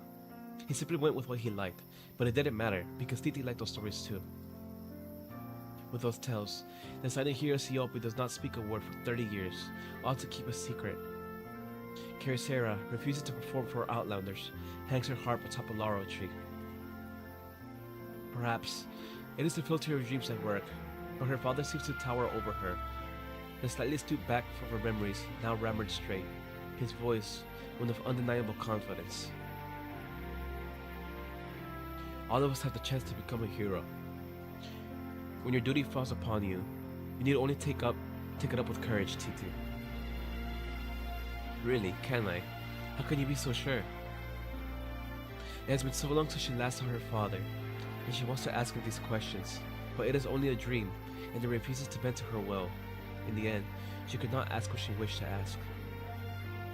The gentle light of the twin moons falls upon the pasture, and upon the girl. The land is painted silver. A breeze blows, curling up the girl's ribbons, lifting the burning beast's headscarves.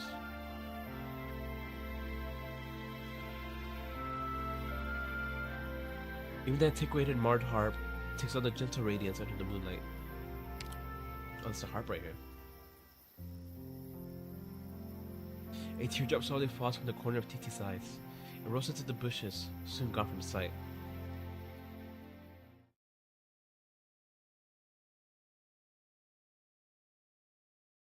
Falling asleep after all that yammering. She didn't even wake me up. It seems the little girlie needs her beauty sleep too. Hey, what's with the crying? You're always all about that stiff upper lip, always saying you won't cry. And now you're letting me catch you in the act. I need to keep some evidence for later. Terminal, photo mode. I know how to use this thing. Ah, press here. Hee.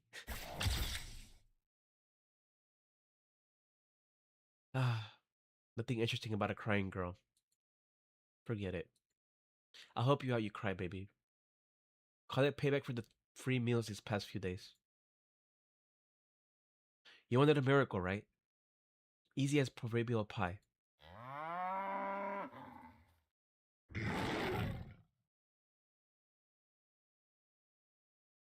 What is she doing?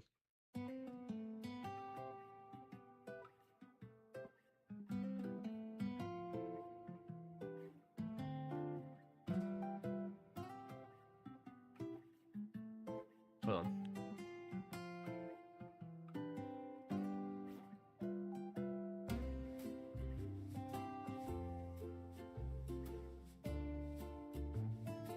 Some real nice weather we've got today. Gotta herd the birdie beats to the mountain pastures first. Then, since it's such a lovely day, I better repair the fence. What the? The birding beasts? How'd all the birding beasts get out? Oh, Mio did something. She is a beast lord. Stampede. You never know what comes stampeding in from a distance, sending carefully plans flying, and scattering handshakes of goodbyes. What are you up to, Mio?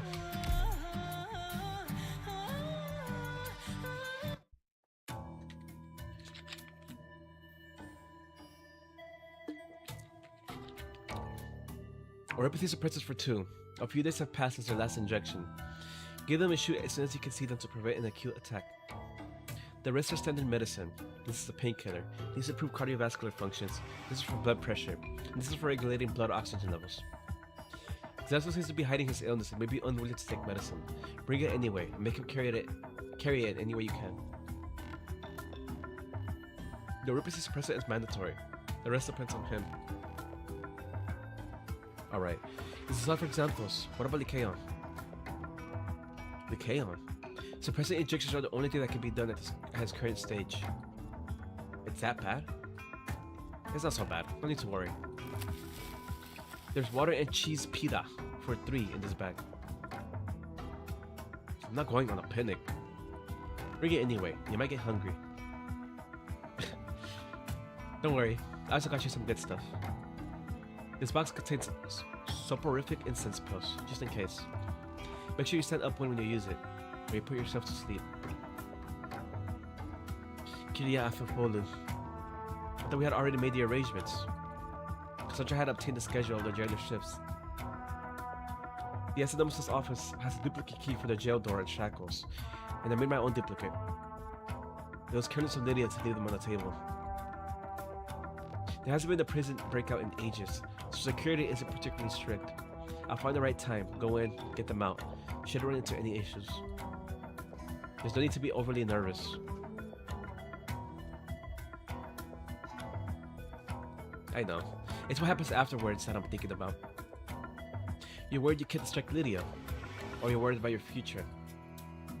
While I'm the one who's actually carrying out the prison break, Lydia is likely to find out about your participation. It may obstruct your company's efforts to develop your Athenian office. Glasses and Lycaon are my patients, even though one of them isn't the most cooperative. When I made the decision to become a doctor, I also made the decision that I would not leave any patient behind. There are some things that have to be done, no matter the price. It's Lydia whom I'm really worried about. I need to talk to her. Don't worry about me, but you. Don't worry about me. There's nothing left for me here. The only reason I didn't quit was that I was waiting for Lydia to fire me so that I could collect my severance. Not getting it is my only regret. I'm more excited than anxious about leaving this nomadic city for broader horizons. There you were once forced to leave Athenius. Kyriathopoulos. Perhaps you understand the feeling. Yes, I do. Your situation now is much like mine back then. Things will get better for you, I promise. Just as it got better for me.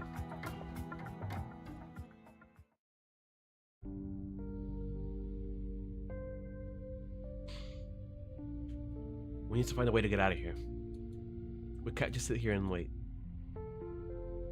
Yes, we need to get Lena to look at you, your health. My health is not important. The relic exchange ceremony takes place this afternoon. If the Sargonians are allowed to take the engineering notes from the three Pallas, they will be able to dictate how the history is told. This must be stopped. Hold it, Xanthos. You have neuropathy. Many on the Sargonian border contracted the disease in the conflict, just like you. Yes. Many lost their homes, their livelihoods, but you found your footing after coming to Athenius. You got a new life. Why do you want to get involved in such things? Maybe it's because I have neuropathy. I don't have much time left. I must spend what little I have on things that are more meaningful. Then you're just another Minoan bound by the heroic dream. I don't think about those things. Neuropathy saps the heroic spirit. I have not had a heroic dream ever since I left my homeland. Is that so? Who could have imagined? Ithacos found a good friend out in the borderlands. The guards change shift in 15 minutes. That's your opportunity to get out. Go out the door and turn left, then take the second right turn, and go right every time you see a crossroads after that. You shouldn't see any guards if you get out within 5 minutes. You'll eventually find yourselves in the kitchen. We should be empty at this hour. You can get out from there. Oh, you know a lot. Alright, the shackles. Come over. I'll unlock them. Why? Why don't I leave? Well, my situation's a little different. Not everyone in this prison is scheduled for a death sentence. Some need to be locked up until the day they die. Like me. And why should I leave when I don't have to worry about room and board? What difference is there anywhere on Terra? Or did you want to ask why I made these preparations? Came in useful right now, didn't it? There. Thank you. You're welcome. I don't know what you're planning when you get out, but I doubt there will be a place for you in the city anymore. I don't suppose we'll meet again. Ithacos died for his heroic dream. Divine revelation has shown his future. None of us can stop it. But you're not the same. You haven't received your divine revelation yet. Perhaps in the distant future. Until then, live well.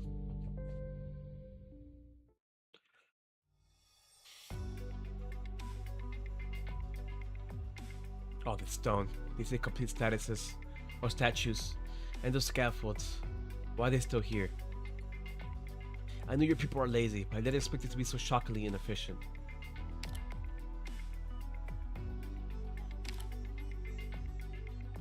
And where's that Astignomos of yours? She's the one who should be receiving me here. We've already discussed the ceremony with Titi. A space has been cleared for the ceremony. The speakers and spotlights have been set up, and tents have been placed around the audience seats. We've completed all necessary preparations. The things that you noted are not.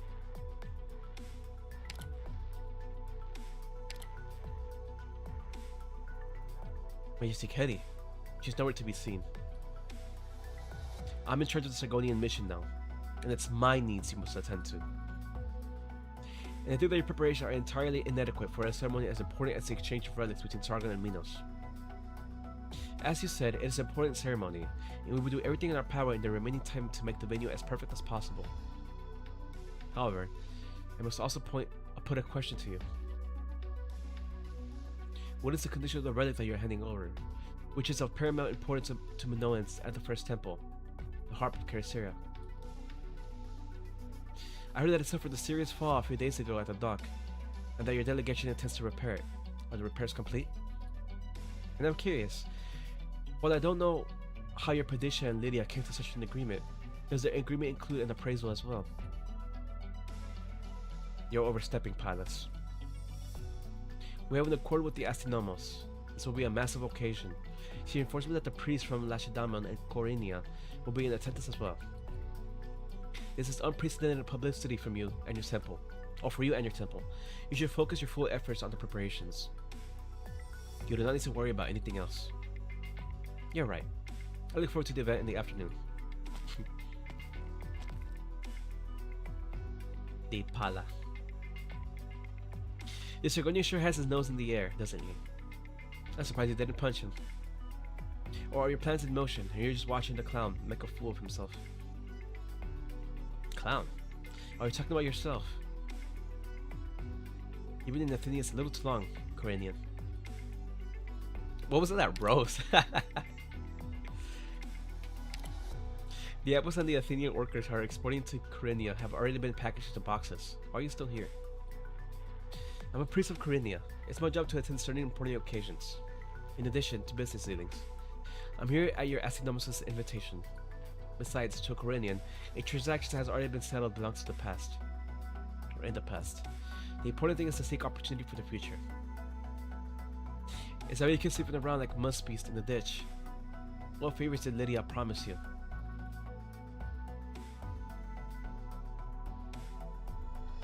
Is there anything you won't sell for the right price? Your dignity, your conscience, even your soul. Everything is for sale, if you can afford it. Yeah. Rather than pay so much attention to me, I suggest spend it on the people who are not here. You mean the Astynomos? It's true that she and her Grammatus should be here, but neither are. Perhaps they've been sidetracked by private matters. It's someone else whom I'm talking about. As the Sargonian said, the Astynomos has invited priests from the other Pallas. The guest from Corinthia is standing in front of you. But where's the priest from Lacedaemon? Think about it. A Lacedaemonian, stubborn, obstinate, serious barbarian, for whom violence is the only answer to any problem. As far as I know, this particular Lacedaemonian was born in Athenians, but she was taken to Lacedaemon from a young age, for reasons unknown, and grew up in a temple there. She wears certain elements of Athenians, perhaps as a kind of memento, but she was brought up with an orthodox Lacedaemonian temple education. The three-time reigning champion of the Lacedaemonian Pancration, and the youngest priest in the city's history, having graduated top of her class. I'm curious, how would such a remarkable figure react if she saw an unexpected scene of chaos? This is the real reason why I stayed.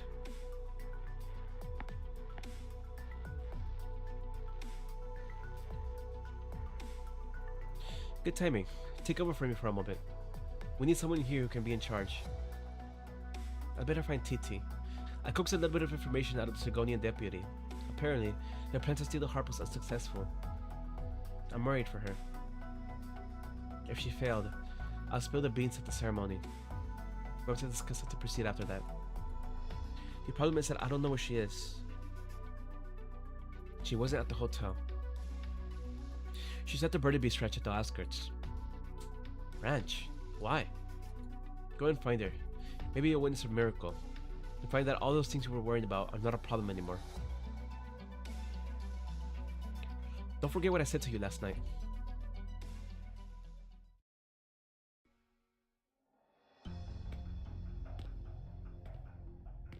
I think someone's coming, Master. Did we take a wrong turn? I don't think so. Just one person, I think. We've come so far to give up now. Go hide in that corner. When they pass, knock them out and throw them into an empty cell. Okay. Cover their mouth and don't let them make a sound. Probably the guy, yeah. How should I talk to him when I see him? Whoa. Ouch, who are you? Ugh. Huh?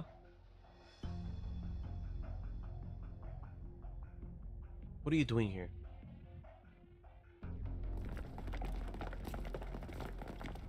You finally got out. Let's hide here for now. Thank you. Don't mention it. Just got to get you safely out of there. The next part is the hard part. I have to take you into the ancient road. Cassandra has your documents and luggage waiting there. We need to be careful and avoid drawing attention to ourselves. Let's hope it takes a while for the jailers to notice. Cassandra. She was very worried about you. And you want to say goodbye to her before leaving. I can understand. But she's at the first temple right now, where all eyes are on it. It will be difficult. Let me think. Movement over there. The jailers run us so quickly. I don't think so. Sounds like the crying of a beast. Burden beast. What are birdie beasts doing in the city? The birdie beasts are coming straight at us. Master.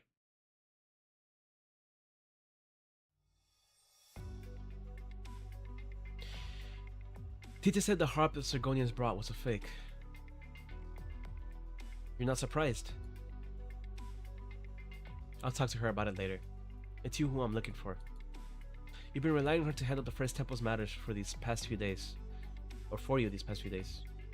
I thought we already talked about this. Who's in charge is not important.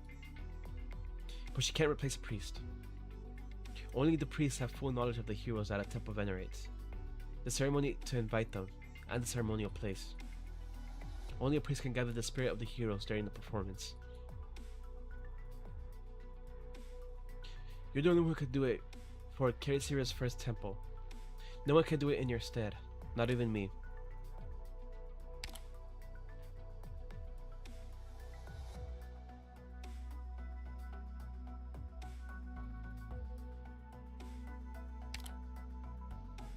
So she's a priest of Kerisira's first temple. Awesome. Stop running, Pallas. I know. I wasn't going to run from my responsibility the day I made the decision to return to Minos.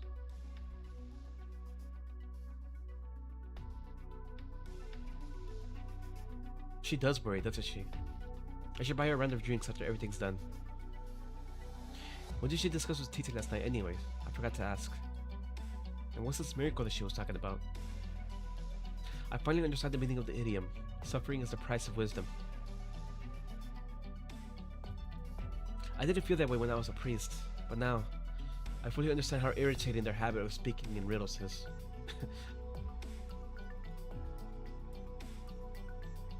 What exactly is Titi doing at the Birdie Beast Ranch anyway?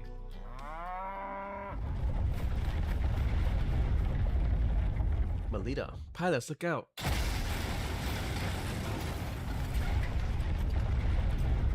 Oh, hey, a Pallas is you. It began as a distant growl, as Pallas rides at a steady pace from the street. What is she on?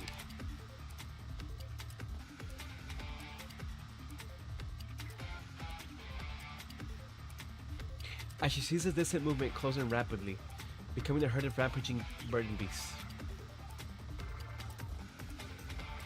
Dozens of burden beasts charge through the streets with unstoppable momentum, leaving peace officers and herds in the dust, sending pedestrians and stalls flying. Me.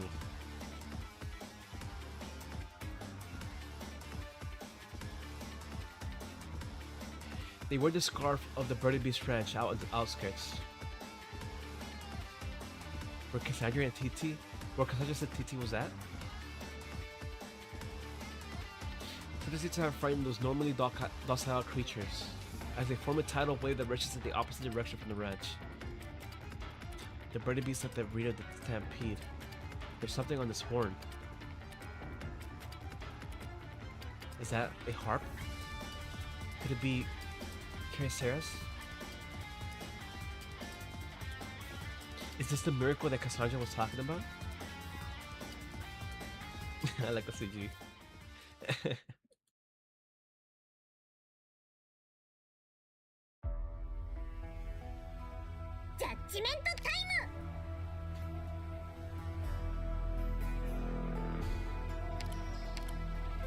Wait, what? What's this whole area here? Oh, I see. Okay. Ready to move.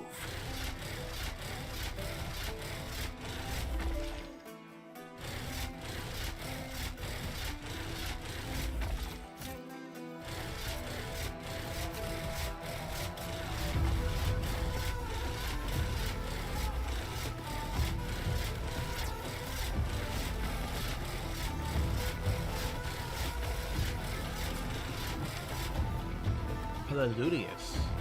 Charge leaders an ally in the direction of his movement. When immersed, charge passes through allies into hitting terrain, taking heavy true damage and becoming stunned.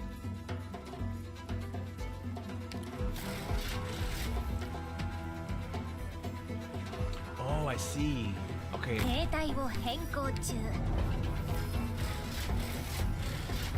Baron. Down with time! Oh, wait, 最適な布陣を計算し終わった準備完了異常なし So I think we're gonna charge here and hit the wall. Right? Yeah.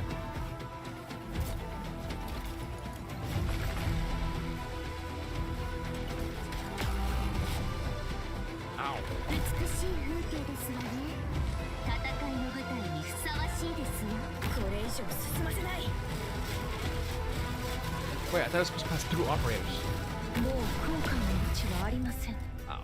焦らないことが大事よ通信に接続した私の爪が聴診をしてくれる Mavista. はい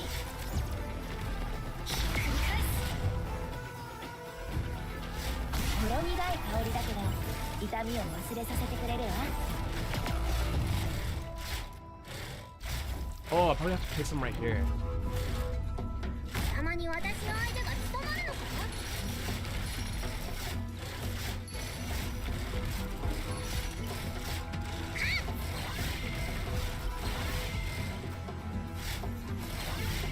Yeah, okay. Baron. Estos levas!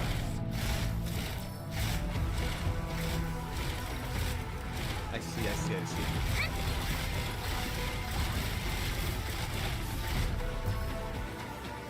分かった Mavista.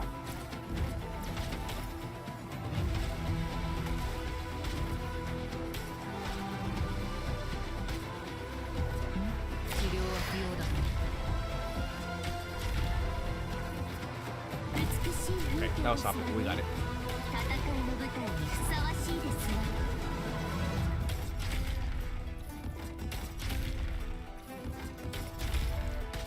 叶えて差し上げましょうゆっくりね清掃手カビを分解して織物のしなやかさを取り戻す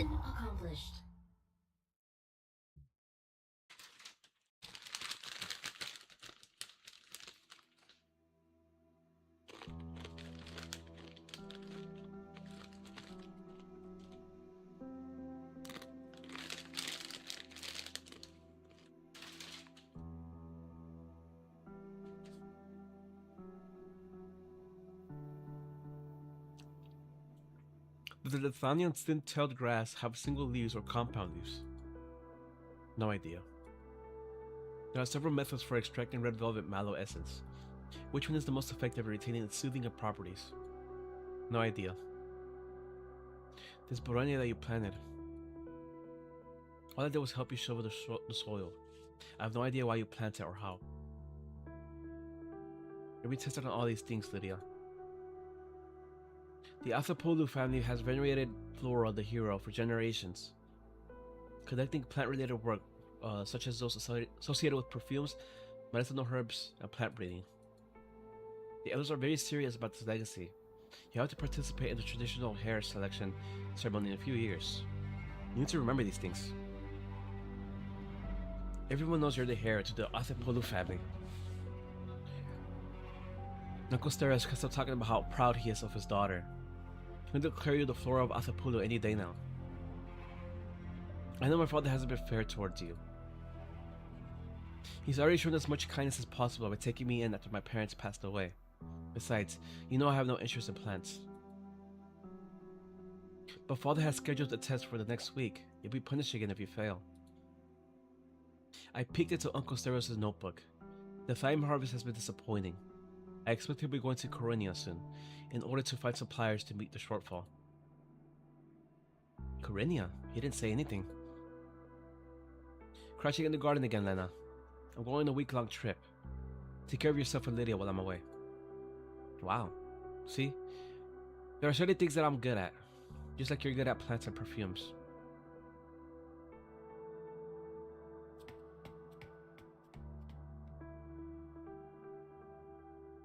Help, somebody, anybody. Some scatter tradition. What did Athupul have to do with the selection ceremony out of here in the middle of nowhere? The one who finds the rarest plant is the one favored by Flora. Ridiculous. Someone's hurt. We need a doctor. And emergency inhibitors. You hurt your throat shouting like that, Lydia. Carrying me is hard enough as it is. Put me down. Well, you can help by throwing... Oh, is this how she got infected? Well, you can help by throwing away that big heavy plant. There's no one more suited to be their heir to the house of Thupulu, with or without it. I know, it doesn't mean anything to me now. The flora of Thupulu cannot be infected. Father will never accept it. I'll probably have to leave Athenios as soon as we get back. You don't need the approval of that bastard if he's so cruel as to cast aside his own daughter. But the family needs a heir. Write it down, Lydia. Raganasia, Syneligiosidia, Myostosis. I'll never say that. What do you mean? Don't tell me about it, Lena. I don't want to know. Listen to me. It's a common plant across Terra, but it's only known to grow around marshes, and it has never been found in Minos. It reminded me of you. You dislike the family tradition, and you have no interest in plants or herbs. As unlike Athupulu as can be, but you're observant, and you're a good communicator. You make a good heir. That's your place. I don't want it. Let's make a bet, shall we? Just like when we were little. Take care of this rare plant for me. If the elders have no issues with my condition, then I'll never make you come with me to that boring garden ever again. But if Father shows disgust at my wounds, you must claim to have found this big heavy plant. Don't worry, Lydia. No one will bully you anymore, not even my father, once you become the heir. With you, the Athapulu family will be in good hands.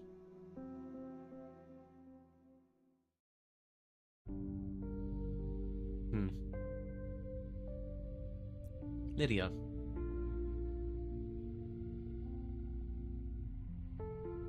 Why do you ask me to come to this public garden? I don't think there's any need for us to reminisce about old times. If you have something to say, say it. I have a lot waiting for me to do. The exchange ceremony is about to begin. Besides verifying the guest list, making sure the ceremony goes smoothly, You must announce to Athenians that Xanthos and the Chaon have been found guilty of treason for the intentional theft and destruction of a Minoan national treasure. Not satisfied with turning from perfumer to doctor, by making another career change to defense attorney. This is a critical juncture for the relationship between the two nations. I cannot allow an ill-planned, impetuous theft to destroy everything. A century of war didn't destroy Minos. Are you working for the interests of the people of Athenias, or to protect your own position as Astynomos? A cliched moral dilemma. Of course I want to protect my position as Astynomos. How do you think Rhodes Island managed to establish an office in Athenias in such a short time? Priests buried in ancient tomes, the chaotic council, the convoluted voting process. You would have waited an entire year if you followed the traditional process.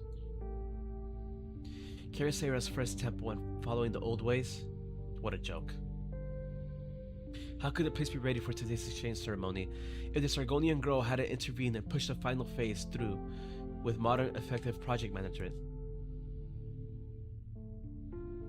So you judge everything with your scales, not caring that the weights you are using are real people. Do you believe that everything must give way to people then? I'll do everything I can to find a solution before things get to a point of no return. My colleagues and friends will walk together with me, no matter how treacherous the path. As for your question, I'm a doctor, Lydia. It's the basis of everything I do.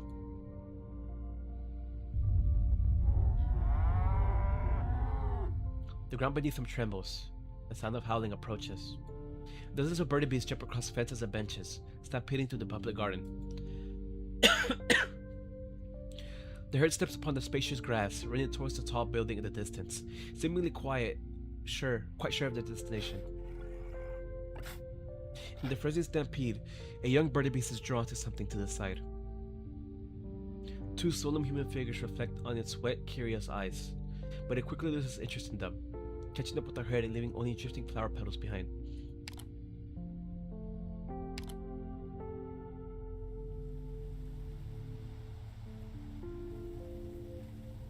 Oh. Neat.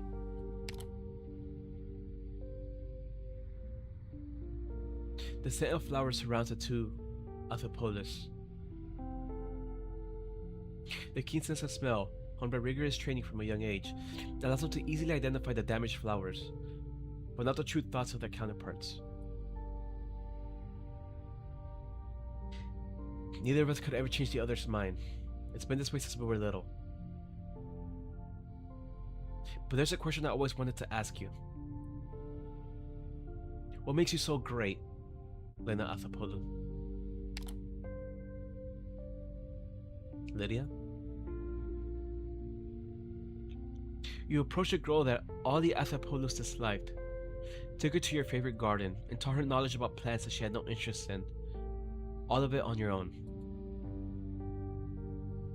You gave her the plant that determined the family's heir. Thought the family was in good hands, and left Athenius. Again, all of it on your own. You never cared about what I was good at, and it never occurred to you that I would stayed with the Athapolu family not out of any sense of responsibility or for the heir's position. I didn't dislike the garden, Lena. But you chose not to keep it. You chose to take it back from the family after it fell in hard times, turning it into a public facility.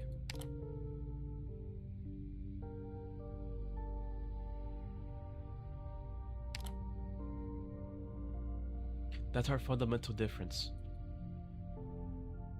You hate the name Athapolu as much as I do, but you're always looking backwards, even trying to get it back. Well, I never look back. I know you asked me to come here for the sake of the two prisoners. Maybe you're trying to delay me, or maybe you have some other plan in mind.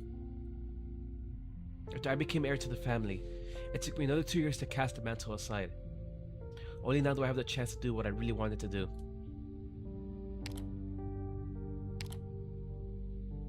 As you said though, no one bullied me during that time. I played along with your game for 10 minutes. It's my final gift to you. I owe you nothing now, Lena. I see.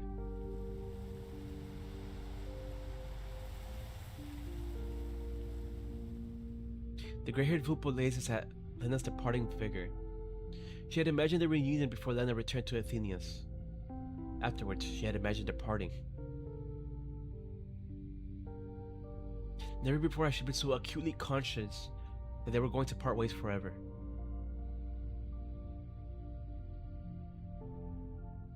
The woman before her is no longer her foster sister who took care of her, the Lena who gently but insistently instilled botanical knowledge in her. Lena's a Rose Island operator now. She has her own dreams and aspirations, her own home that she will go back to, her own family that loves and supports her. None of it has anything to do with Lydia. Suddenly, a thought without any basis whatsoever comes to Lydia's mind. Even if Lena remains in Athenius, it continues to work to develop an oropathy treatment system. It continues to have dealings with the Astronomus' office. This will be the last time she sees Lena ever again.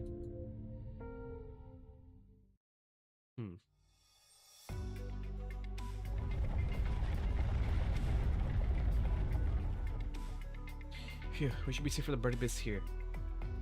Where's Master Xanthos? I think I saw him head towards the first temple, to say goodbye to Cassandra probably. We'll find a way to meet up with him, don't worry. Why are there stampeding burning beasts on the street? Aren't you the Acidamos Grammatilus? Should you be finding out what's happening? There are already peace officers heading that way, so take care of it. This stuff's none of my business anymore. I resigned.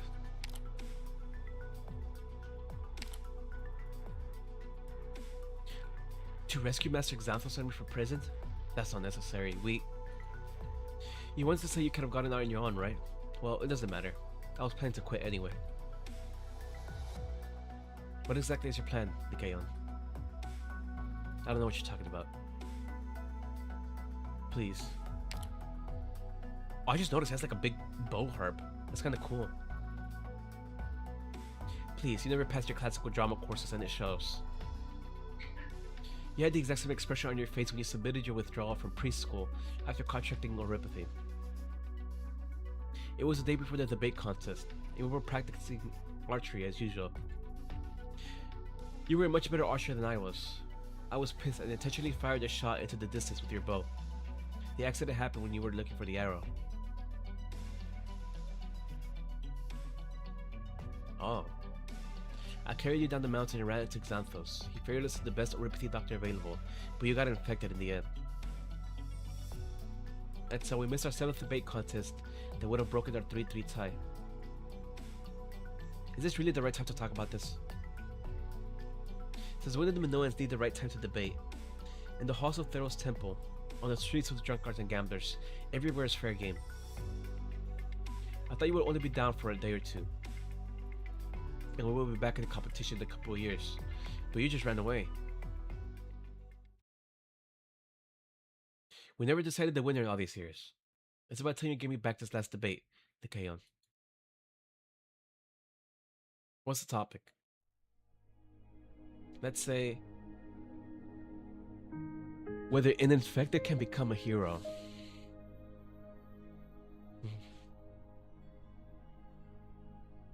Nicodemus. It's inappropriate. Why? It's a topic you're intimately familiar with. Neuropathy saps the heroic spirit. It's conventional wisdom that we all take for granted. When the child questions it, he or she is quickly put down by the elders who cite various heroic legends. There are no Minoan heroes with neuropathy in the legends, no depictions of originium crystals on the temple statues. Therefore, you, a student who aspired to be a hero, gave up on becoming a priest before the rules had a chance to become an obstacle. Your every deed is representative of your position on this topic. Don't bother trying to provoke me. We both know there's no chance I'll lose this debate. I thought about starting over, and Master Xanthos encouraged me. But I realized that someone who knows he has no future cannot commit himself to anything. Regular suppressant injections, a regular lifestyle, and the newest Rose Island treatment may make the patient live longer. But I'm not satisfied with just living. Yet it seems to be the only thing I can't do, and I feel nothing but shame about it. The worst thing about neuropathy is not the physical torment, but the inevitable deadline that it sets for all dreams and aspirations. Even if neuropathy doesn't sap the heroic spirit, even if you could become a priest after becoming infected, even if the door is to becoming a hero used to be open once, that door is closed now. Do you understand? I see. In that case, I won this last debate. Who said the debate's over? What? You demonstrated your position with your actions. I should do the same, Nikayon. I will make you a hero of Minos. Have you any idea what you're saying? There's no other way to get you to admit defeat, is there? Xanthos could encourage you, or the deeds of other infected could move you, but deep down, you would not admit that being infected or not has nothing to do with one's heroic spirit. In that case, the simplest way is to make a hero out of you. I've already quit my job. Wherever you go now, I'll follow. I'll do everything to make you keep on living. Make you meet more people. Make you be a part of important things. What is this? Some newfangled punishment? What do you get out of it? You know I was never the most motivated guy. I grew up to be that guy who always punches out exactly on time and never breaks a sweat when he could help it. Heroes are way too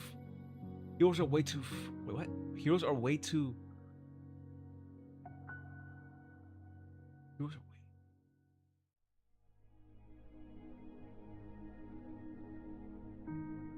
Oh, okay.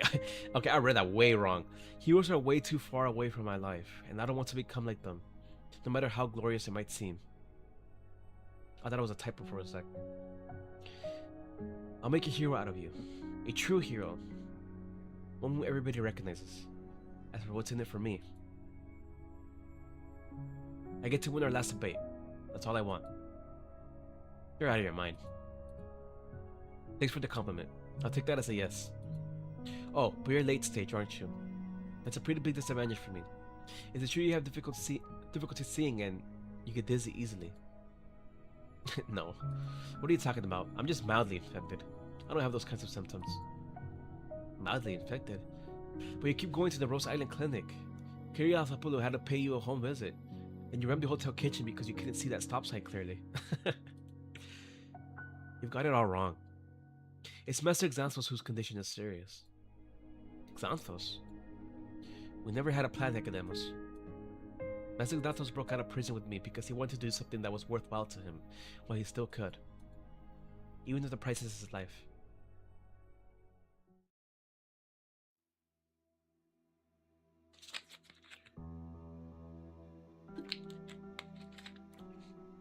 You shouldn't have come here, Xanthos. People are gathering at the temple. You might have been able to avoid the crowd when you came, but it's going to be much harder to leave. Go now. I came to say goodbye. I don't think we'll meet again. Whether the farewell is face to face or not doesn't matter. What matters is that you're at peace. Go back to your homeland, Xanthos. Go and see that old river. Even if it has dried up, the melted snow always flows down from the mountains. Maybe another water source nourishes your homeland now. I know. The priestess of Endymion watches over all our souls. You always give us false hope.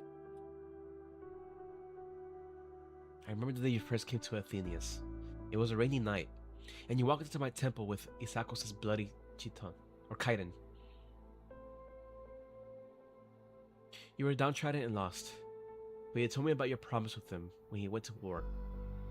You said you imagined yourself ferrying him to the temple on the other side of the city on the Delphi Canal. It was a flame of hope, faint and weak, but burning nonetheless. It is not a false hope that I instilled. It is a real hope, burning inside your heart.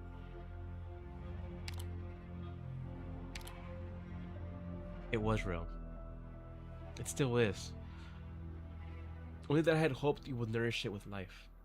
But it grew into something else as you ruminated over it. Going back to your homeland, you might remember the past. You remember the past that was even longer ago, and let your pain be soothed by the voices of the past and the never-changing winds. What about the Sargonians? I know you think about the exchange ceremony. Divine Revelation has already made arrangements. When the harp that belongs to Minos sings its song again, the people will once again be united, and Carisera shall drive out the Outlanders. Divine Revelation again.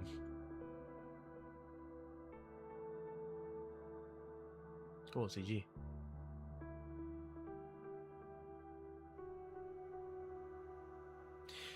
There was always a question that I wanted to ask. What is Divine Revelation? How does it get people to willingly go to their deaths? It's the power of faith and belief. It's the accumulation of 1,000 years of dreaming about heroes.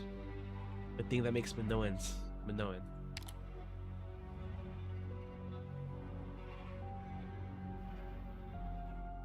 We do not have gods, in the sense of the word that the Outlanders use.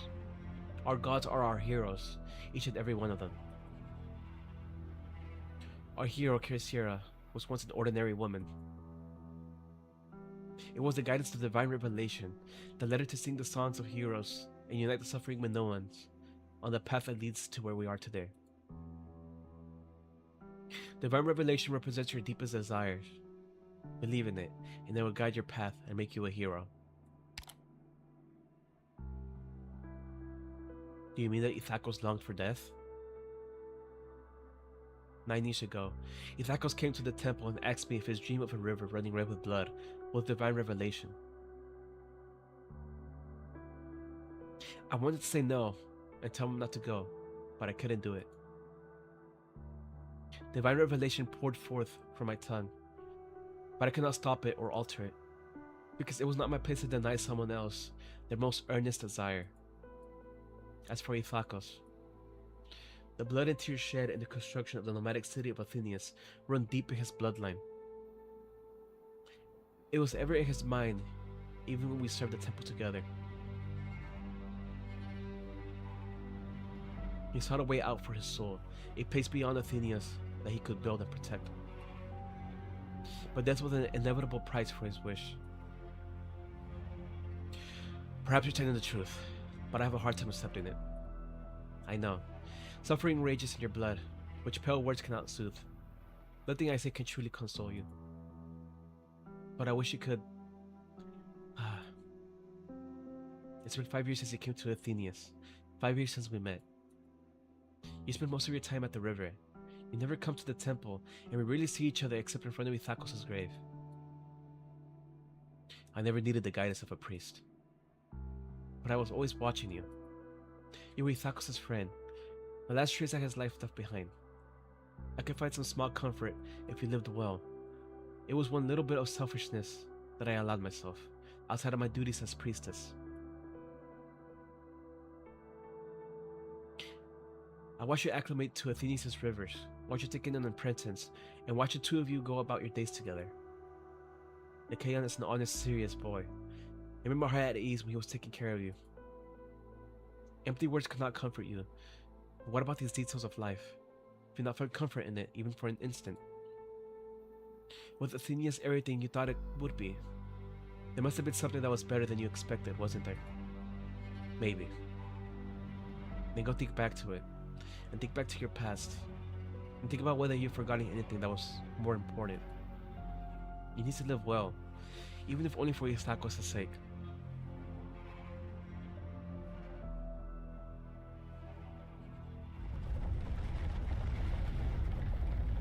I hear something outside. I need to take a look. The hour is near, Xanthos. Leave quickly and avoid the crowds.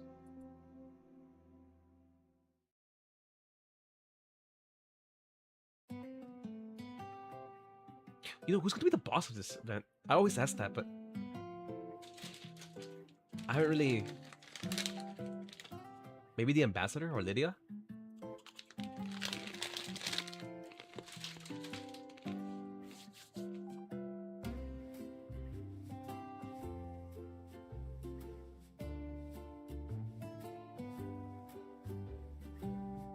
The temple's so big. How do I get to the audience seats of the theater from here? The Korean priest with a long name said he was going first. Or they're going away for a moment. Is he coming back? Who is she exactly? What do I do? What's that sound?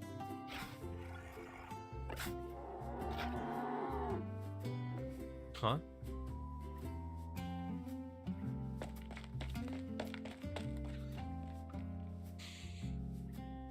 Celery, onion, eggplant, wait for me. All vegetables. Not a single bird and beast responding to me for the whole day from the ranch to the city. What's going on? There's something frightening you. Tomato. Were you waiting for me at the rear of the herd? Guess the extra care I gave you was worth it. Hey, that's not a vegetable, that's a fruit. Just give me a moment to catch my breath.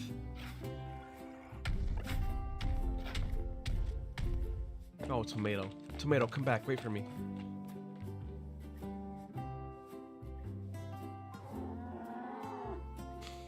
There are a lot of people in the city. It's dangerous to run around like this. Besides, it's rude to run and make noise at Caracera's temple. That's right. Good one. The burden beasts, they've stopped. All she did was gently put her fingers on the burden beast's heads. Even Cauliflower, who's normally the grumpiest. They said that even burden beasts could understand the music that Caracera played on her harp. I always thought it was just a legend. I convinced myself it must be. I never thought I could actually meet someone who could talk to burden beasts for real. Who are you? How do you talk to burden beasts? Can you teach me? talk. All you need to do is open your mouth. You can do it, can't you? No, what I mean is, how do the burning beasts understand what you're saying? They don't. At least I don't think they do. The girl lifts her finger that was on Cauliflower's head. The angry burning beast immediately lowers his shoulders and stops its hooves, preparing to charge. The girl puts her fingers back. You still have strength left. Impressive. Oh, you're the herder. Give me another minute. She'll settle down when she's out of energy. The rest of the herd will calm down once the leader does. So you just overpowered Cauliflower with a single finger? So easily? It usually takes 4 to 5 strong guys to keep her down. And even that's not a guarantee. Are you saying she's that strong? Jesus. And there's Cauliflower. Nice name, it suits you well.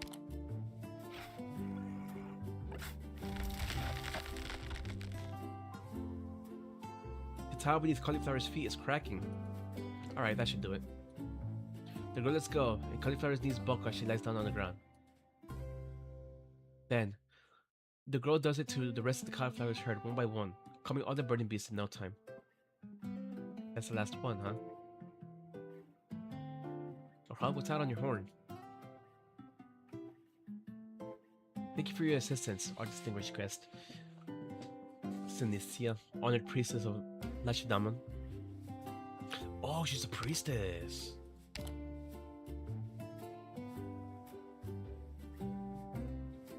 Sinicia. As for the harp you are holding, please give it to me.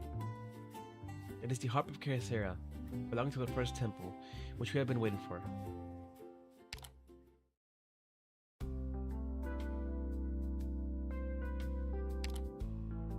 Hey, that means we're gonna have 2 priestesses in Rhodes Island.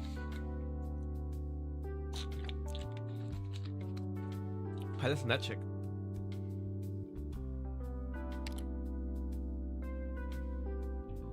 There's also Cassandra, but who knows? She might just stay as NPC. Titi, found you at last. Did you follow the stampede of burning beasts to the temple? What happened at the ranch? I just fell asleep at the ranch last night. Then I heard a huge commotion before Mia woke me up, and it said that the harp was gone. I saw the burning beast running down the hill, so I followed them and ended up here. Was it the burning beast that brought the harp back to the square? Yes, it's a miracle that we've been waiting for. The true harp of Caracera.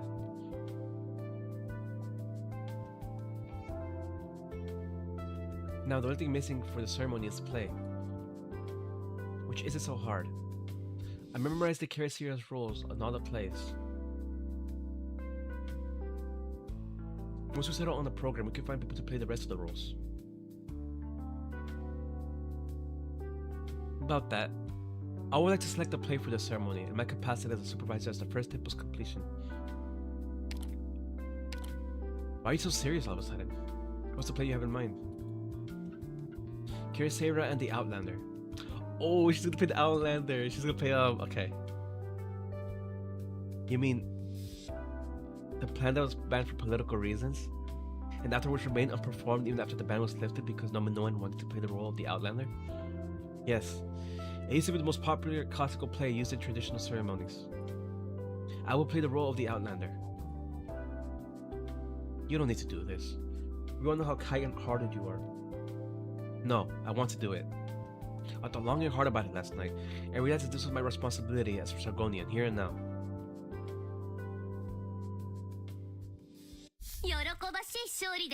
George!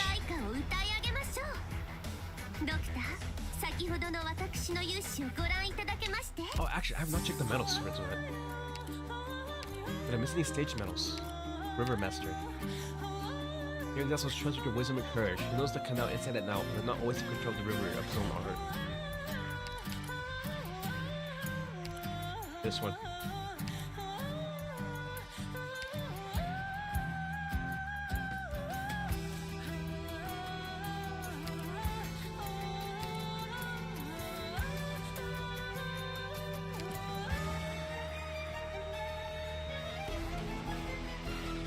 Oh, I guess they were like trying. Okay, so that's a trim medal.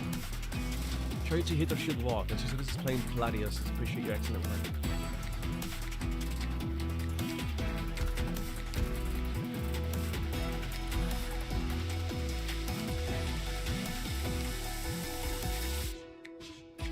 By 2 Minoans. The trick of Minos' board preparation, making him one of the most popular of the 12 heroes. One person is earning permission to recreate his heroes into the world distributed by 2. Oh, that's like a list of the 12 heroes. So it's Pallas.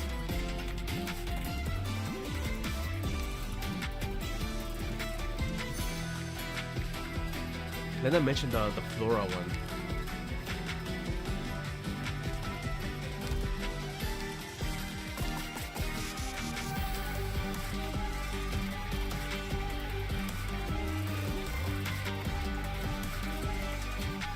Sports and market adios. Related enemy.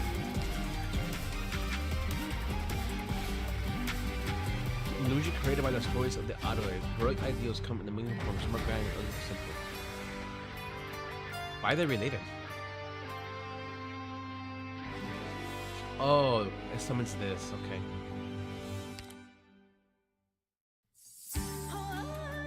There's another hero. Medjehtiqedti.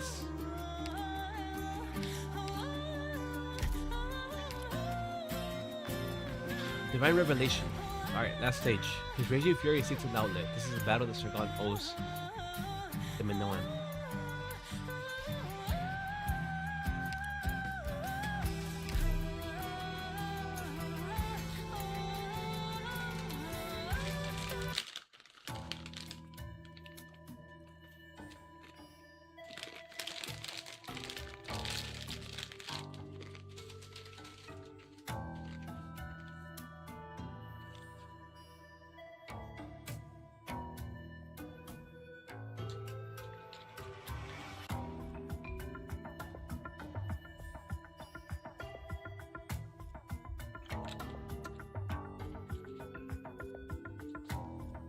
Karisera.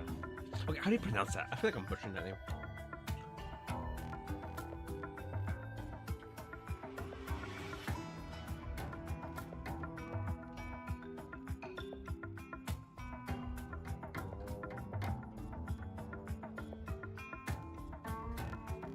Or not actually an actual name. It's kind of made up, but I'm gonna see.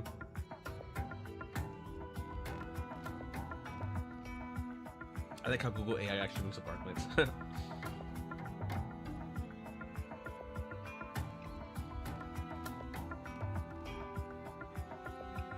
Karisera. Okay, so I was saying it right sometimes. It's Karisera. Such beauty. The warm winds welcome the gentle waters of Delphi through the mountains. Upon ruin and rubble, we have built our temple. Now the sacred flame burns bright, in the fragrance of flowers and incense. The songs and legends of the heroes have given us courage to gather here this beautiful day. Remember how greedy outlanders invaded our land, enslaved us, and silenced the song of awe. But our faith held strong. The outlanders could not break our will, nor chain our free souls. We, the people of Minos, formed in union, our faith and will victorious. Now, we drive the last outlander from our soil. As she recites the lines, pilots to see the old first temple and the mountain-rimmed gardens through Karisera's own eyes. Once, the people at last hearth and home gathered before Karisera, just as the citizens of Athenians gathered before Pallas now, sitting and standing.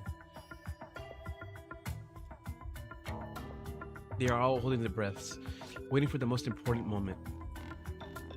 The moment that comforts the hearts of all Minoans and shows them that the long night and nightmare have passed, and the beautiful future that the divine revelation of the heroic stories spoke of lies before them. Government soldier, the last outlander is here. Her heart beating wildly, Titi steps on stage, slowly but firmly. This is what she has chosen, her play and her role. There are words that she must say, things she must do. I repent for all that was done by us, our fathers, and their fathers before them. We have trodden upon soil that was never ours, whether by choice or under the guise of compulsion, out of greed and baseness, out of fear and cowardice. The hands that should have nurtured families tore the families of others apart. The spirits that should have protected their own nations were pointed at innocents. We must pay for all that we have done. Your dagger, my lady.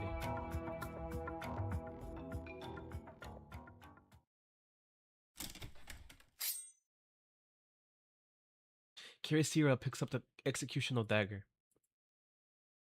The weapon has accompanied Kirisira ever since she hung her harp on the laurel tree.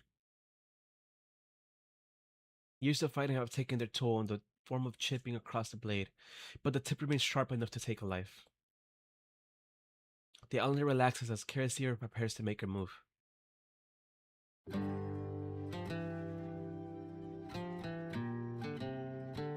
Look at that.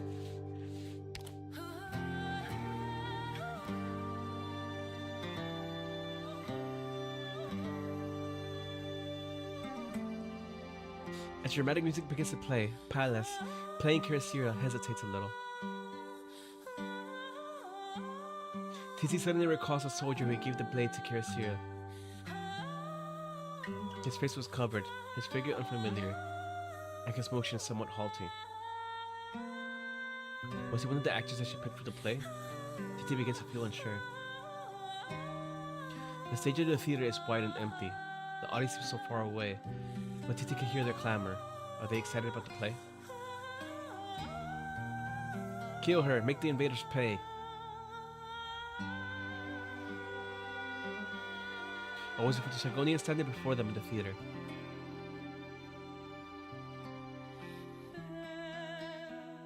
She looks up the dagger in Pallas' hand. The tip of the blade, which should have been made of rubber, reflects a metallic gleam in the sun.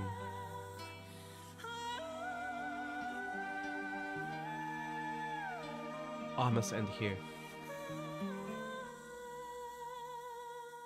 Only then can we retrieve the heart from the laurel tree, drink fine wine, and return to the mountains and land that nourished us.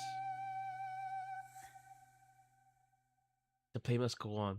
She must believe in her friend, in the heroic spirit of the Minoans. Titi closes her eyes. A real knife?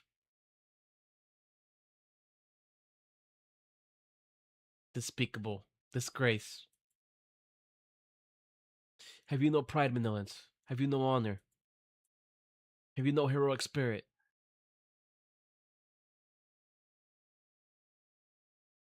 The audience falls silent. They slowly part to let a tall figure through, walking towards the stage with dignity and resolve. He walks on stage and kicks the Agamemnon soldier standing in his way to one side.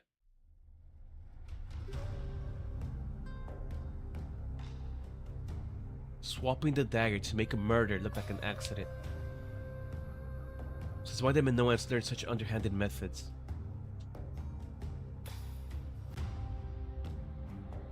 Who swapped it?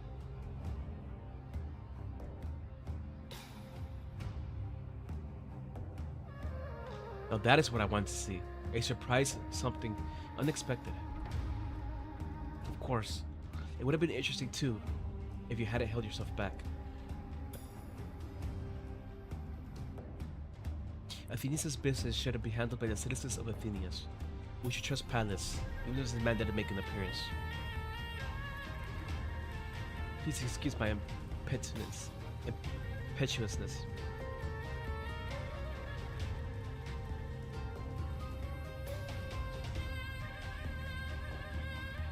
Astenomos. What in the Padishah's name is going on? It is an insult to have a Sargonian play such a denigrating role. And what did the man mean when he talked about the dagger? As an emissary of the Sargon, I cannot allow... Kindly collect yourself, Kyrios Benoi. It was Kyrios Mashayar's own decision to play the role. It is hardly becoming of an emissary to shout like this during such an important occasion, when the dust has yet to settle.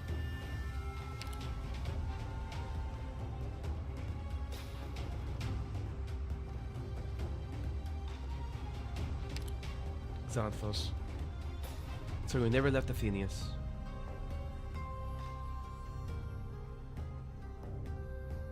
Lazarus remembers the day when he raised his oar at the Sargonian he had tied to the tree.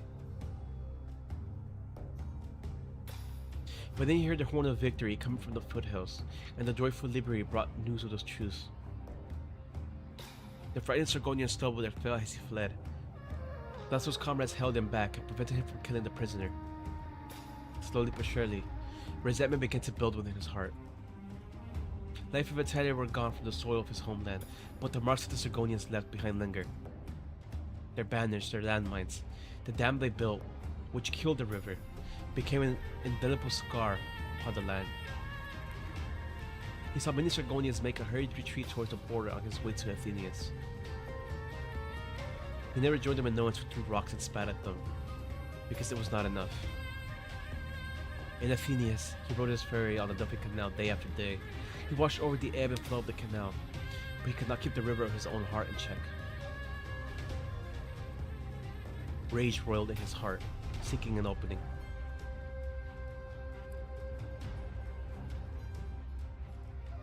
Now, the opportunity that he had long waited for so long has finally come.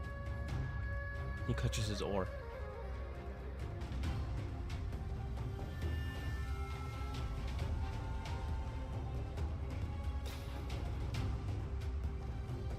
I, as a criminal thrown into the death cell awaiting trial, have waited in eternity for this moment.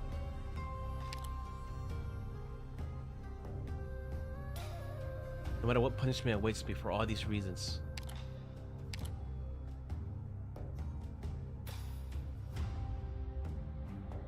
I will stand before the Sargonians and my own people with nothing to hide, and that's my question of you.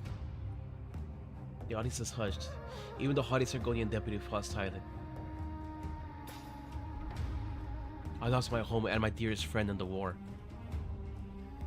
I followed in his tracks and saw countless of our own at death's door along the way. The dreams we once had were trampled underfoot by the invaders, never to be rebuilt.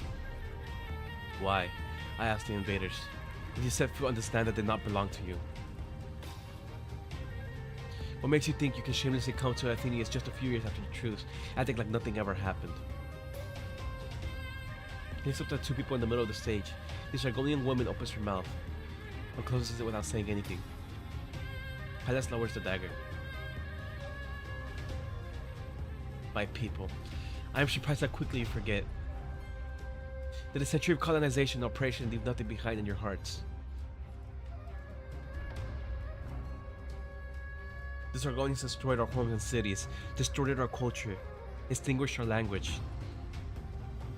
Is this memory not enough for you to be on guard against the Sargonians? How could you cast the past aside? How dare you continue to deal with them? Culture, exchange, fine words. They're not just taking the technical data from the construction of the three Pallas, but the blood and sweat that we shed when we built them. They're taking away evidence of their crimes, rewriting history, and creating the illusion of Sargonian friendship to wipe away the memory. All of you are accomplices and accessories. Thus looks towards the audience. The Sargonian deputy is furious, while the Acidomos of Athenians is utterly impassive, as though she fully expected him to be here. Cassandra is looking at him with a worried expression a short distance away, while his apprentice, Lycaon, is watching from the shadows in the distant corner alongside his old classmate. The two people on stage look stunned. He does not know how much of it is an act, and how much of it is his own imagination. Lying beneath his feet is a soldier whom he just kicked aside, looking equally surprised. Yes, the war is over. It seems like we could forget all the hurt and pain and begin a new life. So we dug out the divine revelations, dramas, and legends from old paper tiles, built temples and altars, and thought we would continue to see the legacy of the heroes. Does the life of leisure really bring inner peace? Do pale words really comfort the departed? I see only conspiracy, scheming, and selfish desires. Where is the spirit of Minos? Where is true heroic spirit? All is silent. Then the Sargonian woman steps forward. I can see the frustration and yearning in your eyes. You want to cross swords with the Sargonians face to face. This is your heroic spirit. Here is your chance. Come. As a Sargonian, I owe you this battle.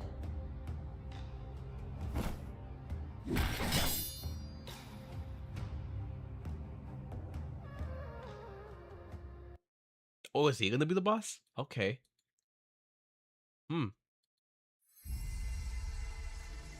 この矢の指し示す方向は勝利ですわ。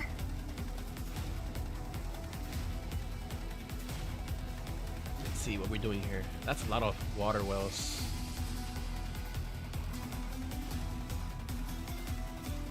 焦らないことが大事よ。どうしようもない連中だ。もう後悔の余地はあります。震え上がれ。真の勇敢さを前に。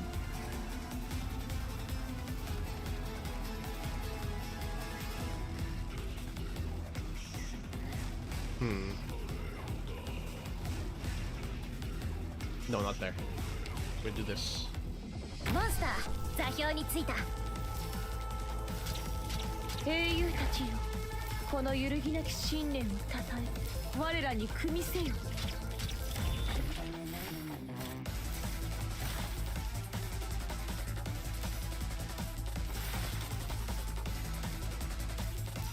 英雄たちよ、この揺るぎなき信念をたたえ、我らに組みせよ。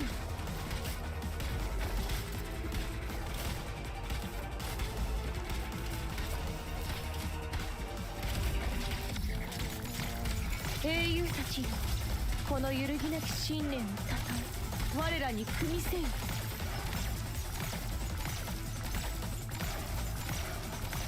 Statues. The Avenger.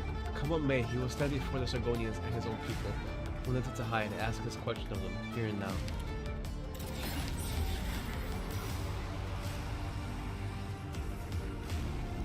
英雄たちよ、この揺るぎなき信念をたたえ、我らに組みせよ。安心して任せて。表面の石灰質を取り除いて、大理石の彫刻に荘厳さを蘇らせる。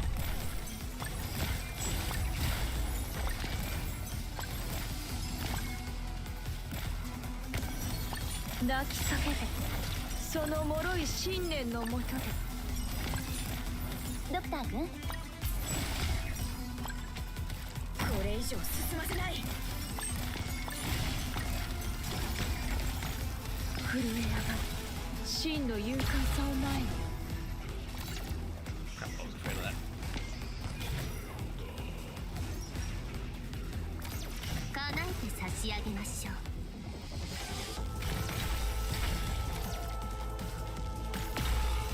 Damn it, I should have put Vulcan here. It's weird using him against him, but Location secure. it is what it is.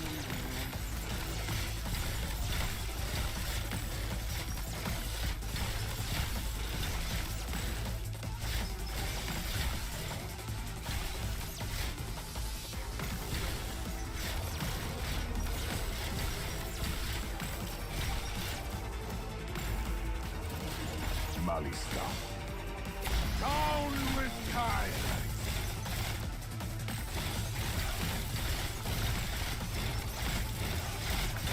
I wonder if we should be in the immersion or not. たまに私の相手が務まるのか。 Might leave here. So she must wake up. Wake up! Oh, okay, good job. 清掃、敬意、誇りを払い清めて、陶器の釉薬の美しさを浮かび上がらせる。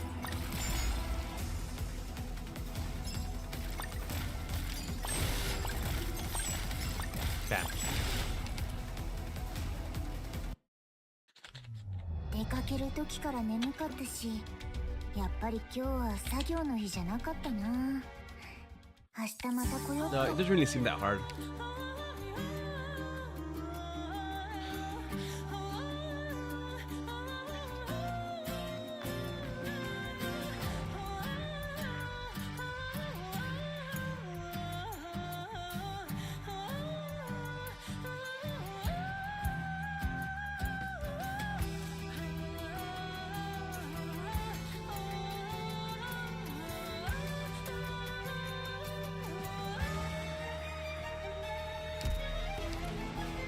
I think someone's the other guy.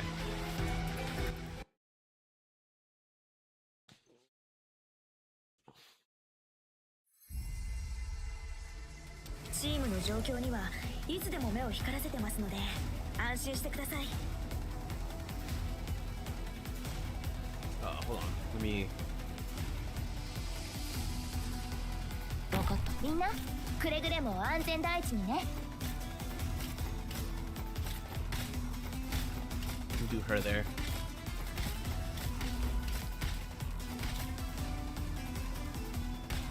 携帯を変更中。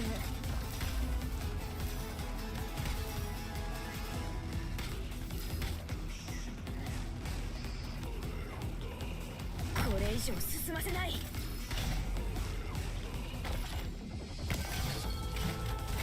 通信変えろ。少しチクッとするかもしれない。 Just a rope here.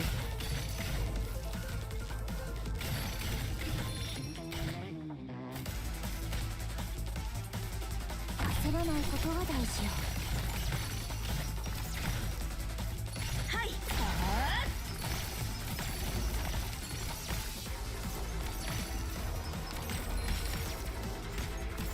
運命が私をこの地に導きました。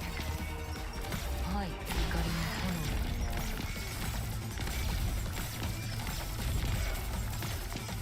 逃げ道など必要ありません。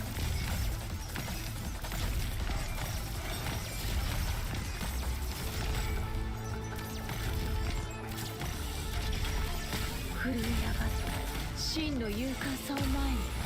Great. Location secure. 誇りを払い、ルデクイエムをよく聞きなさい。震え上がった真の勇敢さを前に。 Wow, I could have put Pallas prison down actually. No.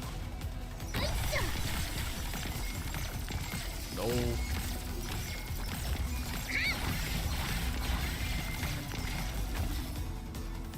Wait, where'd he go?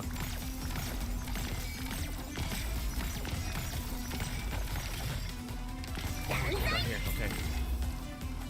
分かった。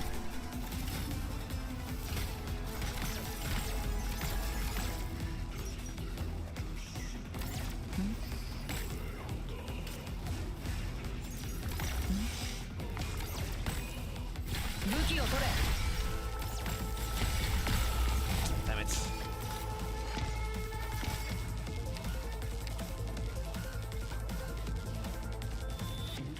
I need to survive those few additional hits.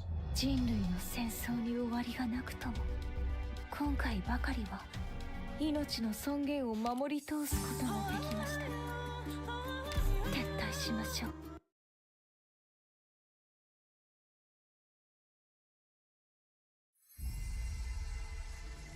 ちゃんとみんなを見ておくわね。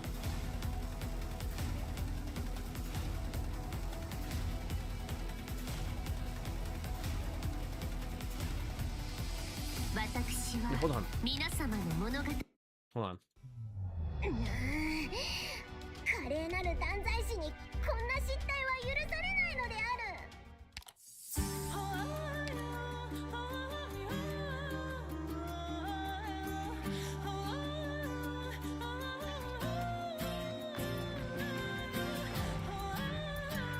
Does it any immersion abilities? I think it does.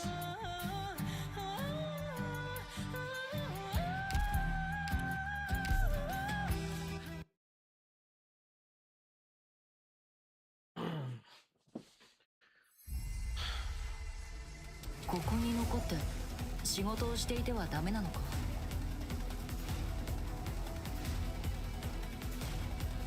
分かった。どうしようもない連中だ。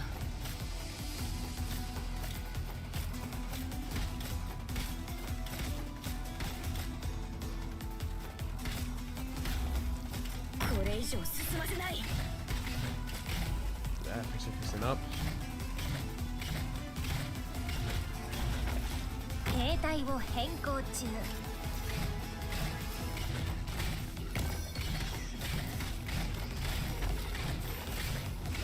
最適滅ぼし。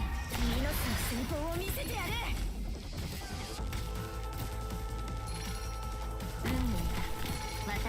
この地に導きました。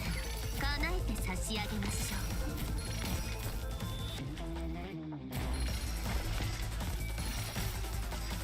ゆっくりね。清掃カビを分解して織物のしなやかさへ取り戻す。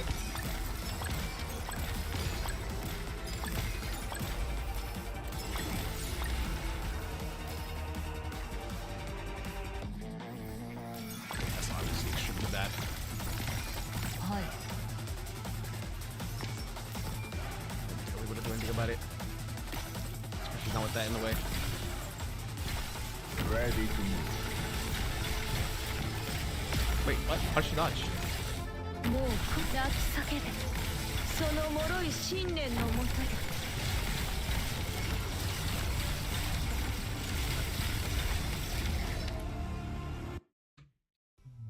出かける時から眠かったし、やっぱり今日は作業の日じゃなかったな。明日また来よっと。 I forgot she has the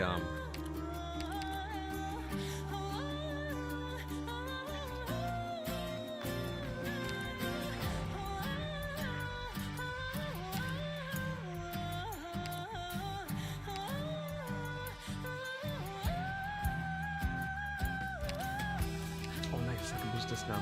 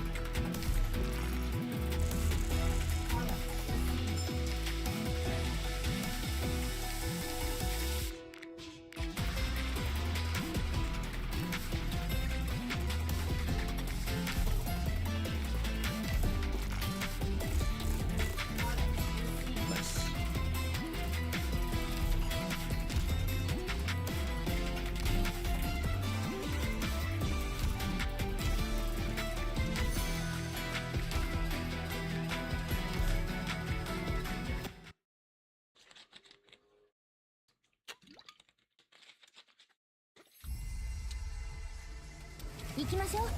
今回の文化財がどんな新しい物語を運んできてくれるか楽しみね。倉庫に入ったら This doesn't really seem that strong though. He hits a bit hard, but I think with like a proper team, you could just like beat the hell out of those. Okay. これ以上進ませない。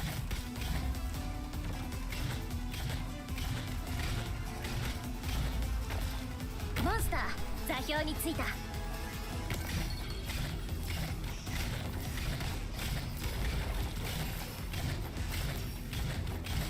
これより規定位置につきます。ひっくり返す。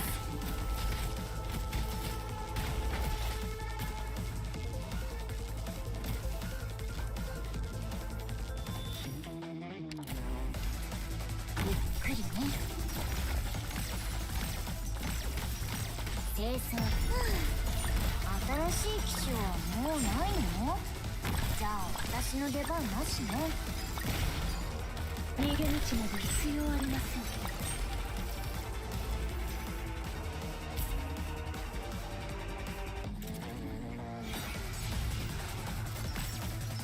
Honestly, I should probably save that for 英雄たちよ、この揺るぎなき信念に武器を取れ。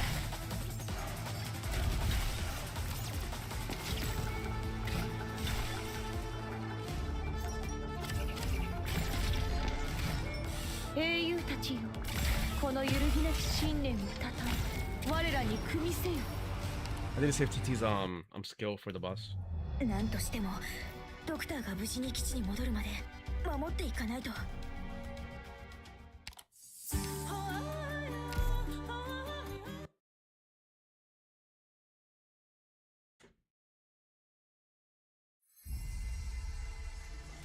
次に Does 振 she り have physical 返 dodge, る by the way? 勝利を携えて帰還 Oh, す she る does. 時です。 清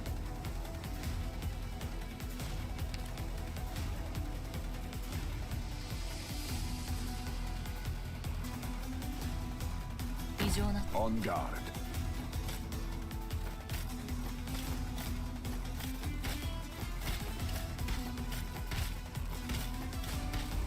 これ以上進ませない。はい。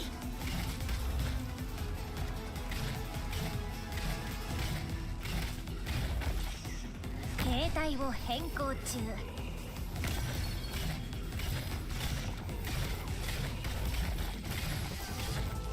最適滅ぼし。一度倒れたらもう立ち上がれると思うな。ゆっくりね。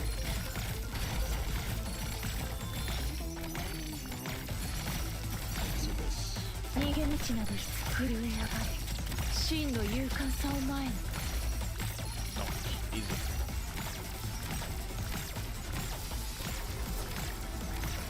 運命が私をこの地に導きました。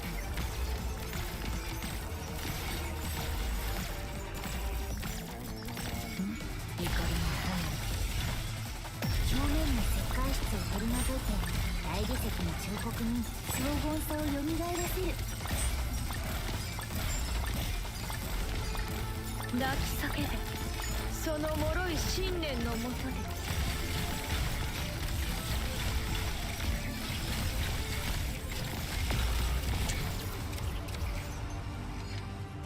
Ready to move. 震え上がる。よくるレクイエムをよく聞きなさい。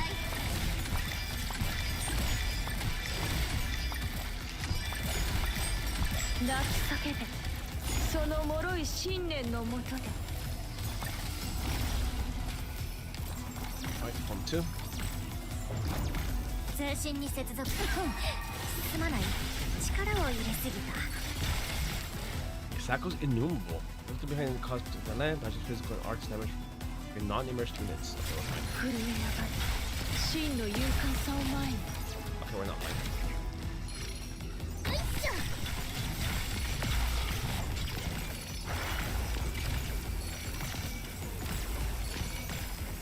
清掃。表面の石灰質を取り除いて大理石の彫刻に荘厳さをよみがえらせる。Dude, can you move forward? Like 2 steps? 英雄たちのこの揺るぎなき信念に戦い、我らにすまない。力を入れすぎた。異常なし。震え上がる。真の勇敢さを Oh, 前に。 let's see you die here.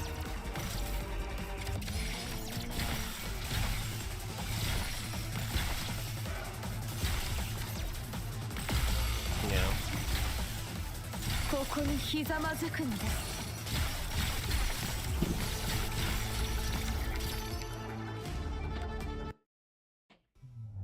The losses were acceptable. It's time for you to retreat. You're more important.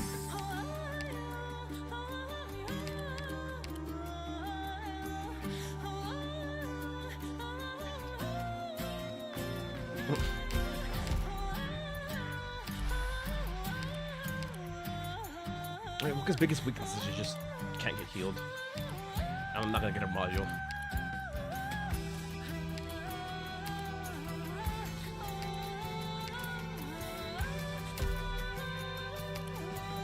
I could do skill 1.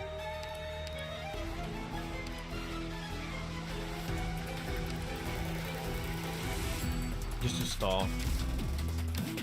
仕事に専念させてほしいな。 And let maybe Pallas have the damage. ここに残って仕事をしていてはダメなのか。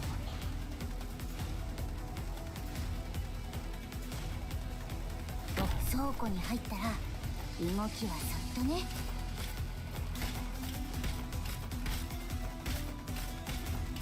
I feel like I should do this just in case.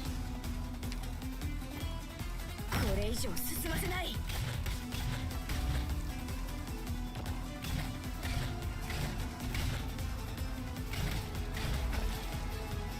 Probably will.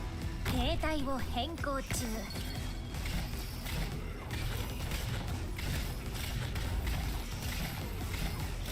はい。少しチクッとするかもしれない。ゆっくりね。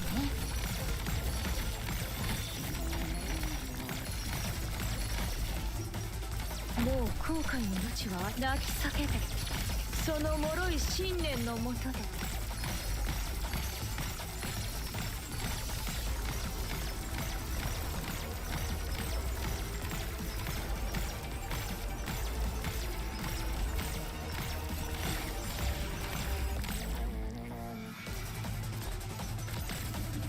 震え上がる。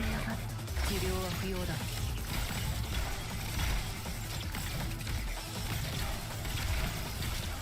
美しい風景ですわね。戦いの舞台。英雄たちよ。 Oh my god. Nothing against that.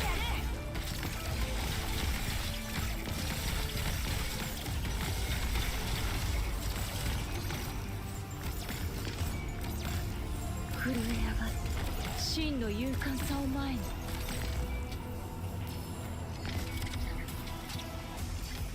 通信に接続した耐えろ。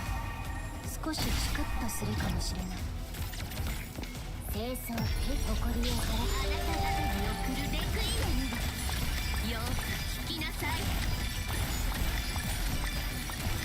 ここにひざまずくのです。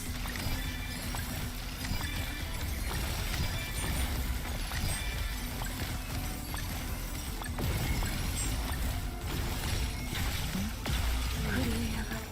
真の勇敢さを前に。 That's fine.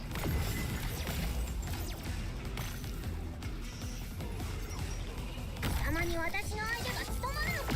震え上がる。真の勇敢さ耐えろ。少しチクッとするかもしれない。これより規定位置につきます。ここにひざまずくのです。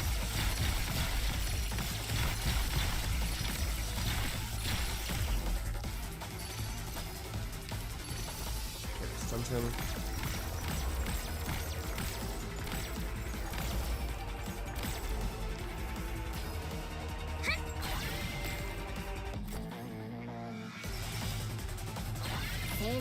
手入れ、調整、カビを分解して織物のしなやかさを取り戻す。美しい風景ですわね。戦いの舞台にふさわしい。 There you go.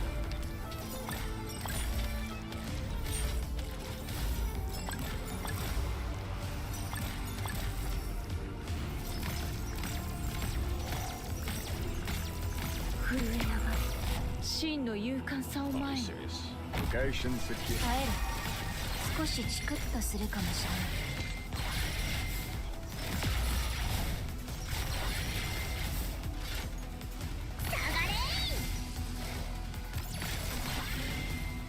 みんなの位置は把握できてるわ。安心してね。 Baron. I will not be.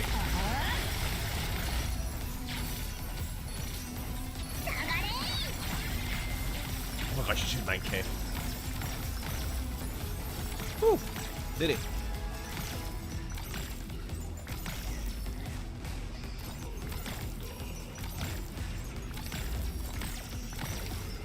Two more enemies.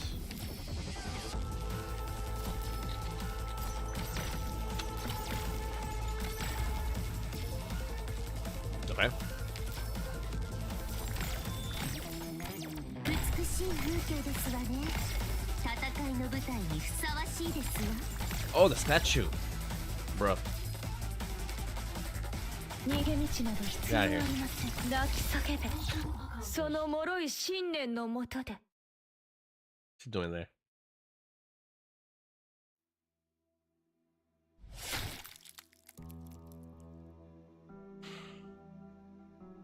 It's been a long time since I last felt hot blood flowing in my veins. Not since I left the battlefield and left my homeland, have I?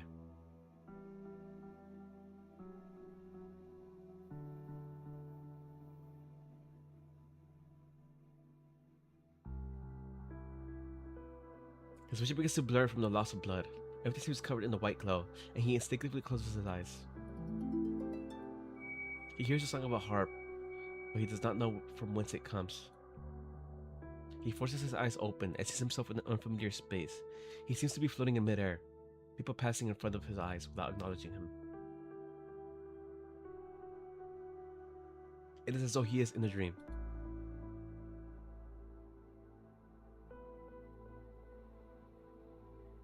I will never work with the Sargonians. Beat me, torture me, kill me if you want. But you won't get one word out of me about the gorillas. So there are gorillas. Skata. Why are you so angry? I thought Minoans like logic. That's what the stories of heroes all say. If I try to butter me up, I'm not talking. I need to be on edge. Just want to have a conversation. I don't like interrogating people either. But I'll be reprimanded if I don't spend enough time in here. Nothing I can do.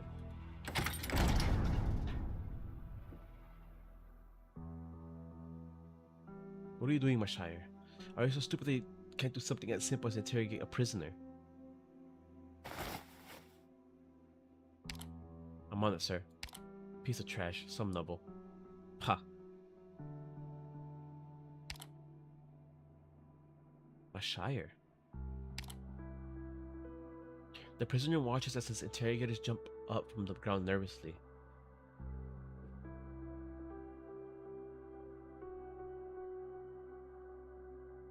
While his superior leaves after casually hurling a few words of abuse. Is it her dad? Both seem used to such a situation. It is as though the officer cusses and abuses the guard on a daily basis. The guard's complexion is young and pale. He is thin and mild-mannered, very different from the villagers' impression of the Sargonians. The prisoner warns himself not to let his guard down. Sargonians has cunning. Perhaps the two of them conspire to put on an act.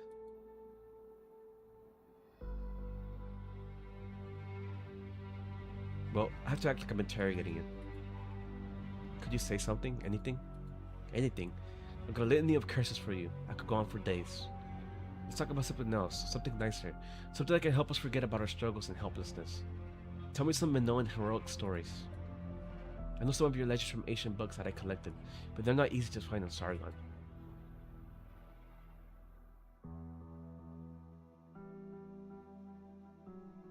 You already told this story a couple days ago, I remember. Anything else? Think. Why would you just put it on a show for his superior? Why is he taking such a careful notes? Why would a Sargonian love Minoan legends so much? Is there something not right with this guy's head? You've only told 100 or so. There must be more stories and legends in the land of heroes. Trying to provoke me, not falling for that. Fragments you heard from the elders as a child are fine. It doesn't need to be complete or popular. The kind of story that would make a little Sargonian girl dream about Minos. There must be more, right? Skata. Well, if that's what he wants. I'll just make one up. It's not like this idiotis Sargonian could tell. Ah. So that's where the false story comes from. Okay. Alright, let me tell you about Siope, the silent hero.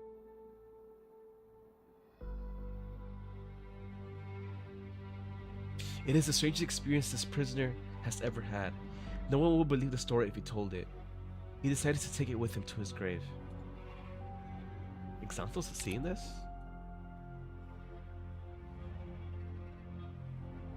Seems like it. If he ever gets out of here.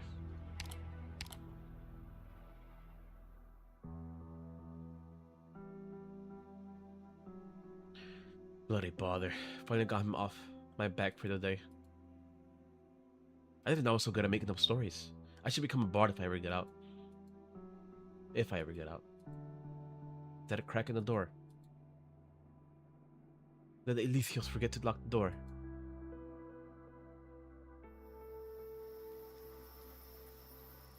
It's been a long time since he last saw the stars. It almost feels like he is dreaming as he breathes the air of freedom again. Is he out? Is he free? Just like this?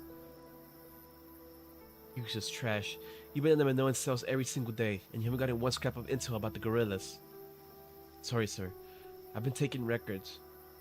But he contradicts himself every day. I'm afraid nothing he says can be trusted.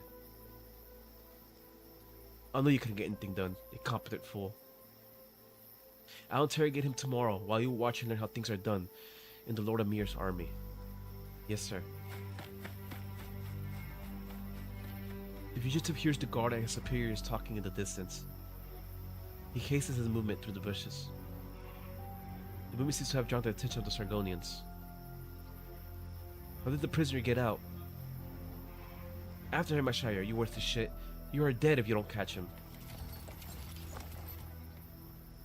Hearing the sound made by the skinny guard's ill-fitting armor, sets the fugitive's heart at ease.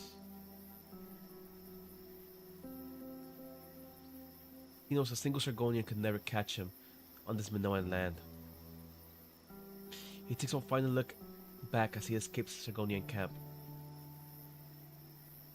The fugitive sees the frail guard stumble and fall. The guard's luxurious armor, probably an heirloom, wasted them as much as he struggled to get himself off the ground. Or perhaps he just wanted an excuse to not get up.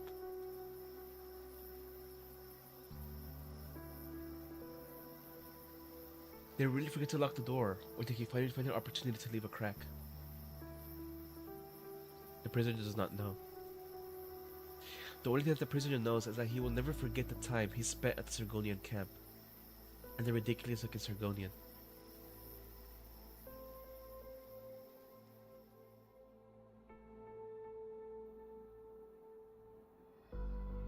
What is this? It's my father. Gleptos turns around in surprise and sees a Sargonian woman standing in the same vision as he. There is surprise on her face, yes, but also nostalgia and poignance. I know he came to Minos in the Lord of Mir's army, but was sent back to Sargon for his incompetence. He would have received a heavier punishment, but what little glory the house of Mashire had left protected him one last time.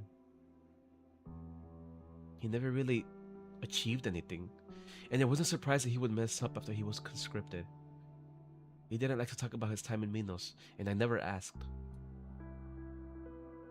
I didn't know this was where the stories of the Minoan heroes he told me came from. He's very different from my image of a Sargonian. Yes, he was always weak and soft, never talking back even when insulted to his face. I always wondered why he loved heroic stories so much, when he was the furthest thing from a hero. No wonder. No wonder he told me the story of Siope, the silent hero, so many times. The hero who kept the secret hidden for 30 years.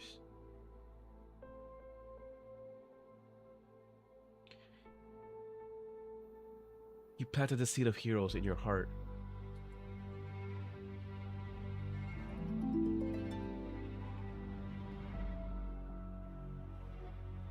I have high hopes for you, Medjehtiqedti. Medjehtiqedti. It is an honor. Do you understand why I appointed someone like you to lead the mission? Someone so young and inexperienced. You must have your reasons. You're much smarter than your father was.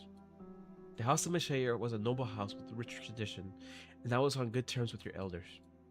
It pained me to see the family's fall in hard times under your father, who was frail and idle. I arranged a cushy post for him in the Lord of Mir's army in Minos, safely away from the front lines, and he almost got himself into a court-martial.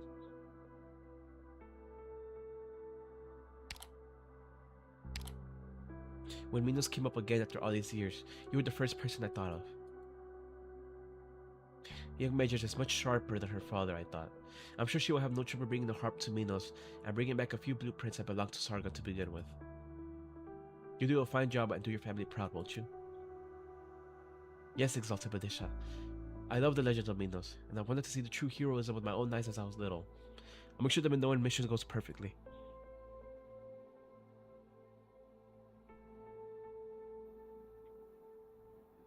The Badisha said a bunch of flowery words to me before I left, but I never understood why he made me head of this mission. I guess it's because it's easy to get rid of me if something goes wrong. I had no idea that those blueprints contained such detailed records. Frankly, I don't really care about doing the Mashire name proud. I came because I wanted to see this land that I've always been fascinated by with my own eyes, to chase the legends that I've only heard about. Or perhaps I wanted to find some answers about my father.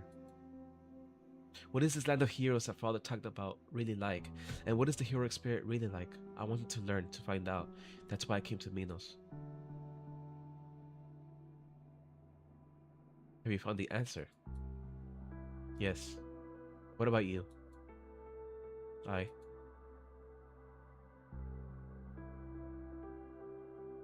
I was once like you, Xanthos. Pallas, you too. Is it the harp's doing?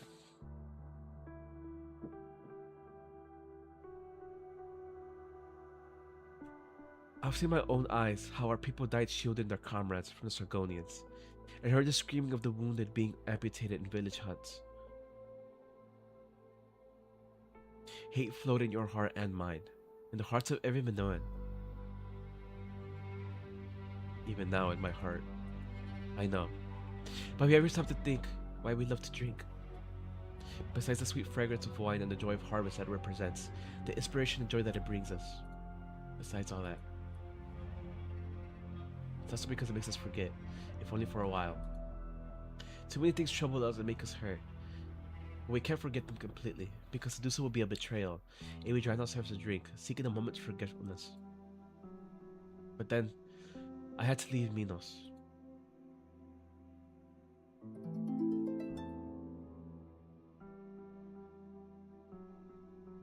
Night sports fans. You're Pallas, aren't you? The medics told me you often drink here. Yes, I am. What is it? The medics? Rhodes Island? You're Minoan, right? You've been in the Lacedaemon competitions? You know Dikiapolis, the Blood Knight? Did you ever fight him? Oh, hey, Tim. Yeah, he was Minoan.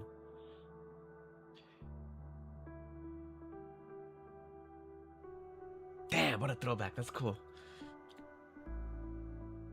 No, but I've heard of him.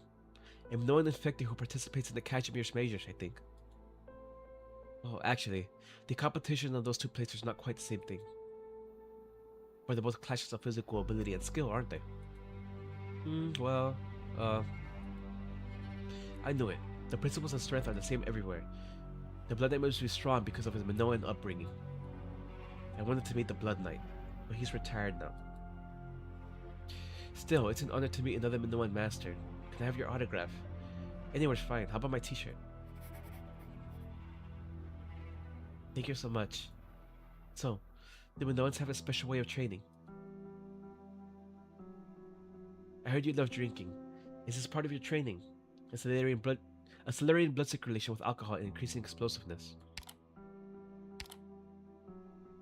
The medics also say you fall asleep everywhere. This must be a way to save energy. You only fully utilize your physical ability when necessary. I see. This is why the Blood Knight was so explosive. These are just my personal habits.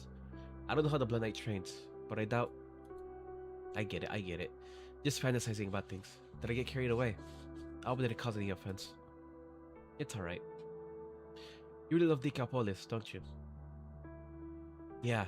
I lost all hope after learning that I have oropathy, but the Blood Knight gave me the will to live again. I watched recordings to his bout so many times. I even started training myself, hoping to join an infected nightclub someday. He was the one who blazed the trail for the infected in the Casimir night sports, paving the way for the Radiant Knight's return to the tournaments. His bout with the Radiant Knight was one for the ages. I was there for it, and I cried when they took the podium together. I wasn't sure why I cried. Maybe it's because I saw a flicker of hope for the future. I guess he's the kind of hero Minoans talk about. He's infected, according to conventional Minoan wisdom.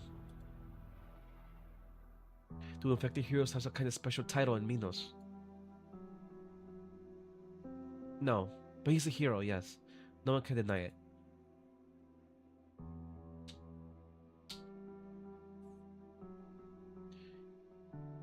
Traditions don't stay unchanged forever, Xanthos.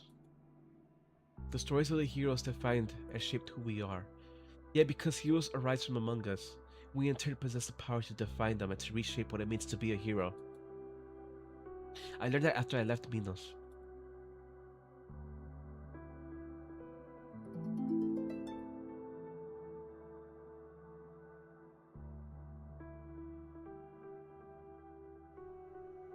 Oh hey, it's this NPC sprite with her eyes open.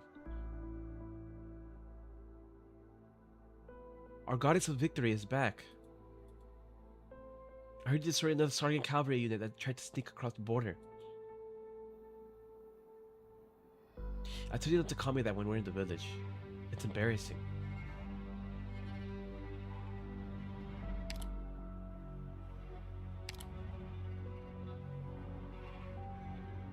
Oh, so she picked up her title.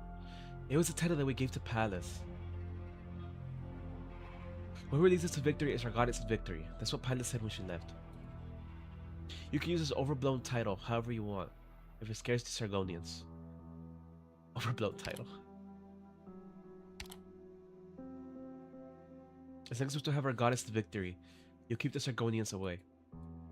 Yeah, all those Sargonian raiders still come every now and then, since she signed that non-aggression pact with Sargon's border tribes on behalf of the villages in the area.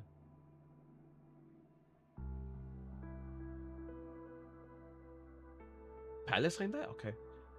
On behalf of the villagers in the area. The raids have been getting fewer and fewer after we won a few victories. It's not thanks to the reputation of the goddess of victory.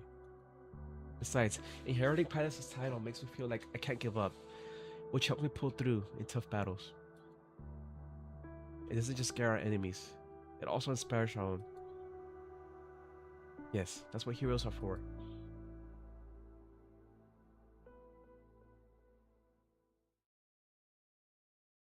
The village of Arknights brings back so many memories. It's very much like my homeland. I think that's the village where we first got introduced to Pallas. I think it was in the Carnelian event, if I'm not mistaken.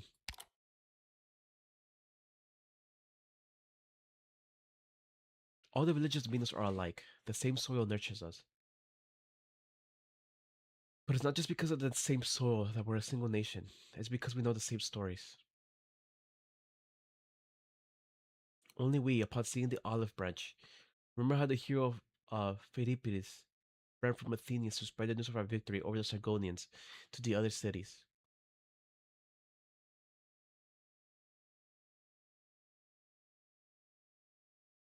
He was carrying the olive branch to Athenians, so it became the symbol of victory and hope to us.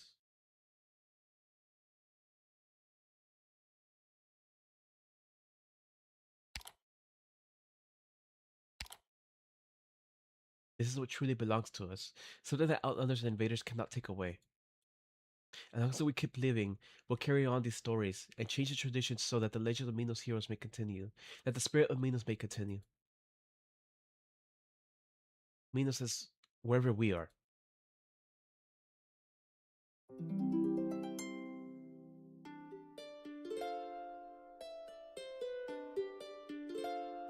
Oh, there's blood in the statue. It's a strange scene that unfolds before the eyes of the citizens of Athenians and the guests from the Sargon and other city-states. It is an exhilarating battle, but when the orderly Minoan warrior Bloods falls upon the strings of the harp in the hands of Chrysaor's statue,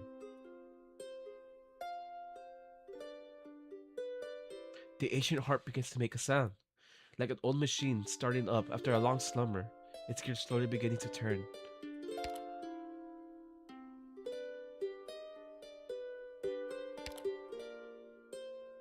As the harp begins to sing, the trio on stage slows down, entering a trance-like state, sometimes angry, sometimes sad, sometimes laughing, sometimes weeping.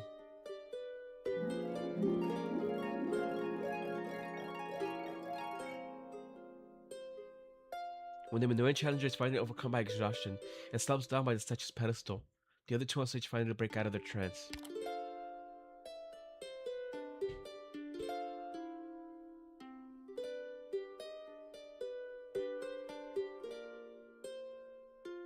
Oh my gosh, she looks so small here.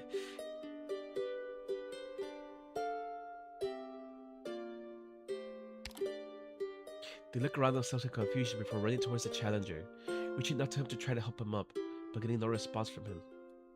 The shouting, the cheering, the angrily yelling have all ceased.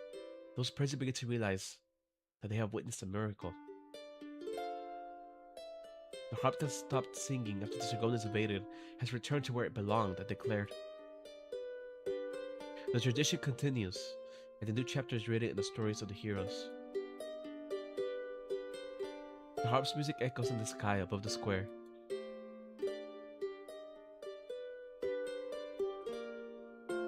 Xanthos looks up. The autumn sun is painfully bright, but for some reason it seems to bring back dim memories, back to the day he said goodbye to Ithakos.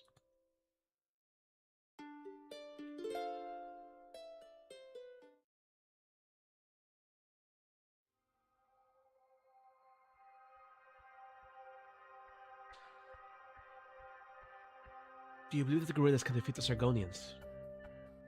Even though we've been losing for a century?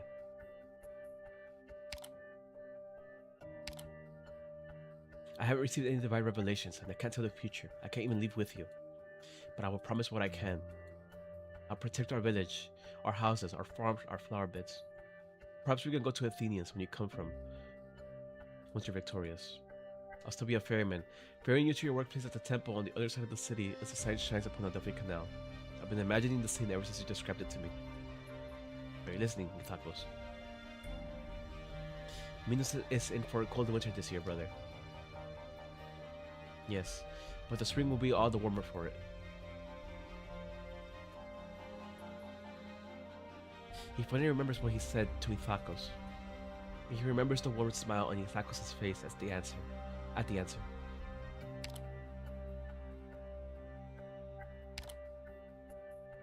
The pain and anger of losing a dear friend had clouded his memory and caused him to forget what was most important. But things will get better when spring comes and war is over, when life gets back on track. The wounds of the earth will heal, and the settlement from the peaks of Hera will continue to flow, bringing flowers and reeds home. 喜ばしい勝利ですわ。凱歌を歌い上げましょう。ドクター、先ほどの私の勇姿をご覧いただけまして。I got 2 medals with that one.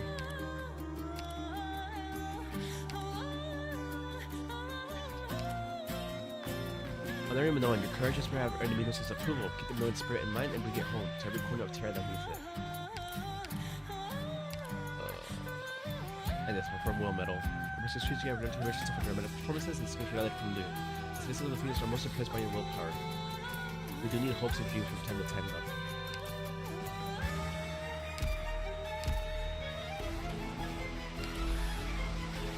Alright, that's Custom, the river of no return. In the dream, the Dungeon River looks how it used to. But those who are lost never return, so things can never be forgiven.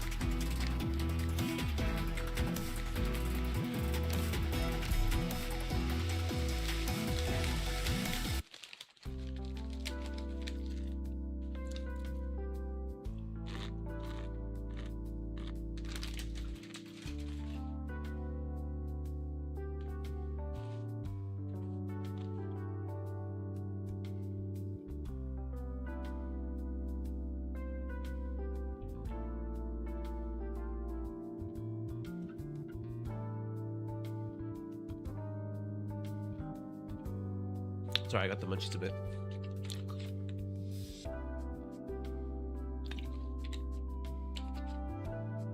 Medications or princess that need to be administered on a regular basis. Fresh from the Rose Island office. I heard the Asinomus' office has lifted the detention order of on Xanthos and his apprentice, and does not intend to press charges against you for helping them escape.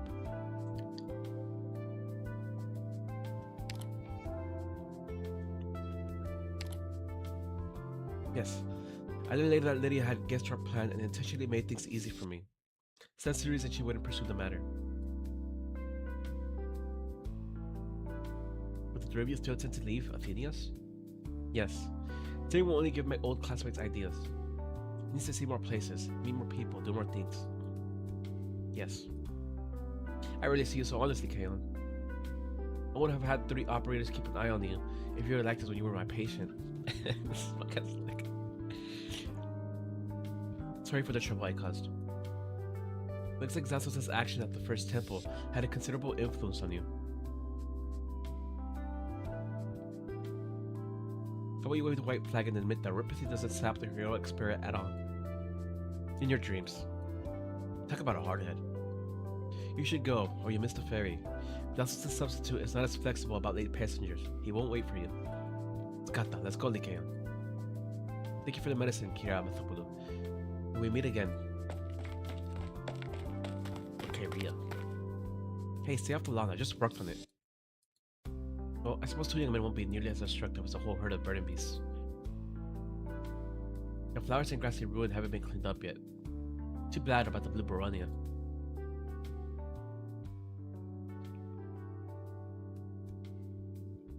Don't cry, Lydia. If bad guy ruins your house like they ruined my old home, we won't have a home to go back to. What will we do? Don't worry, I'll never leave you behind, even if the house is gone, even if we're separated. I know, look for this garden if you're far away from home, and don't know the way back. Garden? Yeah, I'll plant blue Boronia here, so that you'll know your home when you see it. And if you find the way first, mark it the same way, won't you? Alright, it's a promise, Lena. She said she planted those, didn't she? The public garden's lawn, once filled with flowers and herbs, is now filled only with burning beast footprints. Even if it has temporarily lost its beauty, however, the blue petals remain in the soil. So many blue Boronias. You think of the past too, don't you? Thank you, Lydia. I'm home.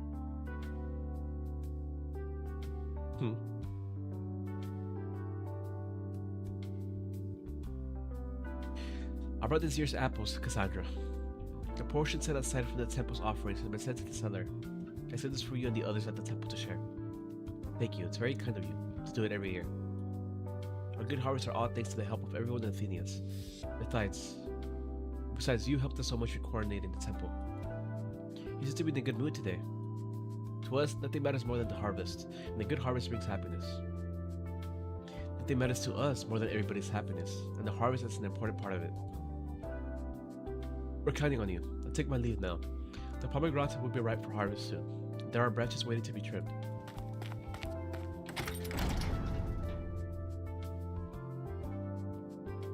Sweet apples and bright sun, what a lovely day.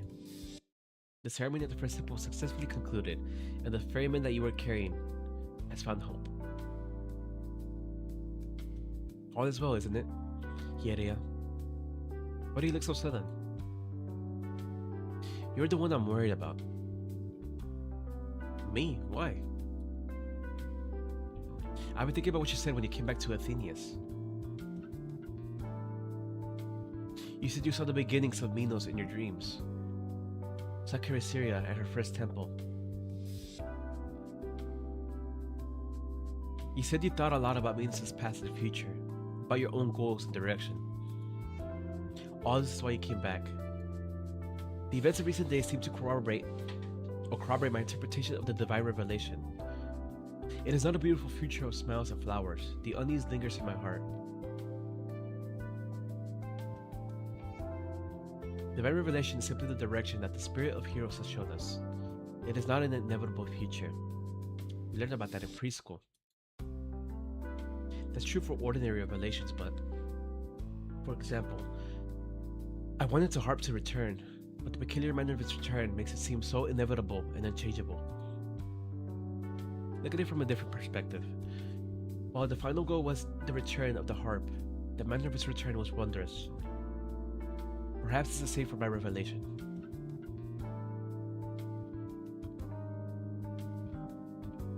Or perhaps your interpretation is not the final goal. It's only one of the trials during the process, and the goal lies elsewhere. I hope you're right. That means more Minos. Besides, recent events have demonstrated that it was right for me to come back. Minos needs me, and I need it. And we get Pallas altar. It's gonna happen. But you don't want to take over the first temple, despite the fact that the bulk of the work is done. Is it because you believe your Eurypathy will be an obstacle to priesthood? But Xanthos has told me about the vision he saw on the temple square. I thought you didn't worry anymore. Traditions can be changed, you are right. I can initiate a vote at the council.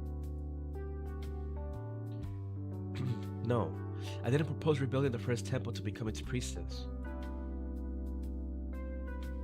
I wanted to unite our spirits, not just Athenians, but other city-states and Minoans too. I heard Lacedaemon and Corinthia have changed a lot. I want to see them for myself. So you did come to say goodbye. Not quite yet. I want to see the Temple project through to the end. I'm not missing the completion party that Kantia is already planning. Carefree as always. So we're going to those cities next.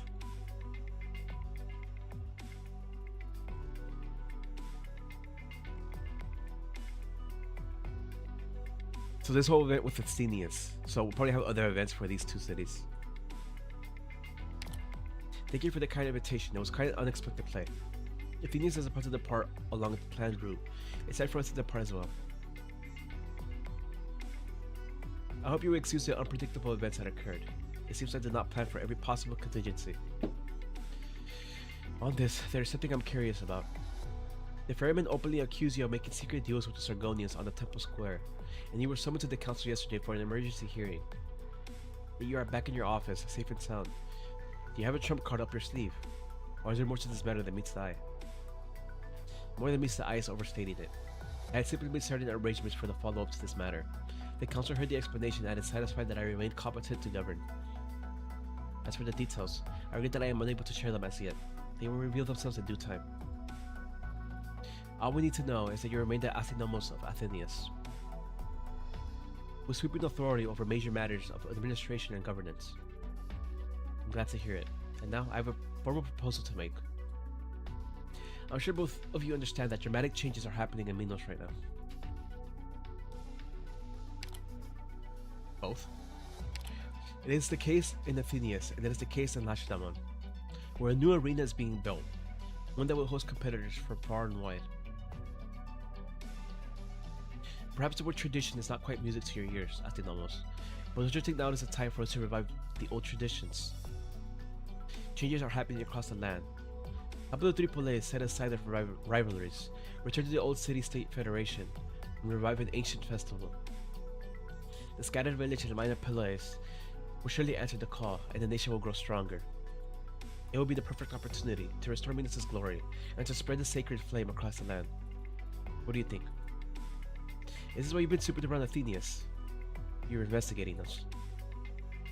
Old merchant habits die hard. Can't go into the market without doing research. I apologize if I caused any offense. You're good at causing accidents. I'm afraid I can't give you an answer right now. That's not a problem. I tried to be prudent. What about you, Priestess Synisia of Lacedaemon? I cannot make decisions for Lacedaemon myself. However, there's one thing of which I'm sure. Lacedaemon never turns down a challenge.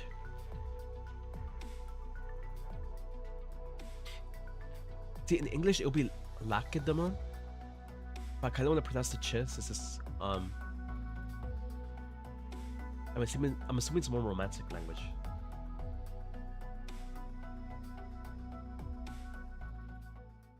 Okay, I think we know where we're going next then.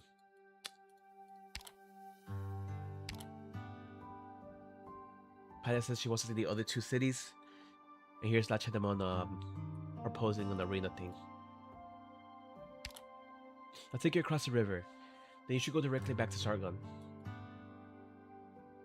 Man, I feel like a prisoner being deported. Just kidding.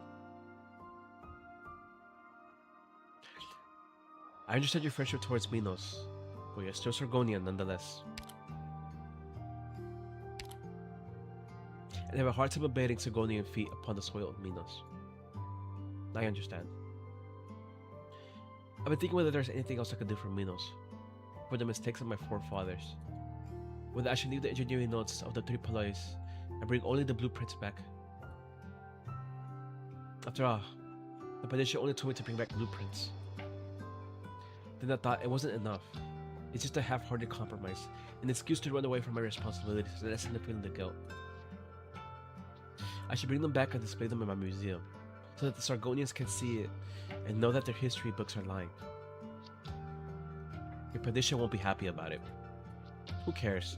My family wasn't ever particularly good at making the Padishas happy. Besides, I met with your Astidomos, that shrewd foolpole, yesterday. I learned she had already made preparations in advance. She had scholars compile and photocopy all the documents and even wrote a paper on it to be published in the Colombian Journal once the exchange was complete, and I brought the documents back. Oh. She asked me to write a foreword from the perspective of a Sargonian, providing endorsement for the paper. And she wanted to leverage the connections I built while studying in Colombia to invite experts to study these invaluable historical records. She said she would name me an honorary Minoan for this. Okay. Well, maybe that's why she gets affected by Minos' talent. Or Pallas' talent. I admire your courage. Just doing what my father couldn't. Besides, I enjoyed my time in Athenius. I went to see the priestess of Endymion, temple yesterday, and she said the vision I saw on stage was a divine revelation. It was a surprise, because the book said Minoan divine revelations only happened in dreams.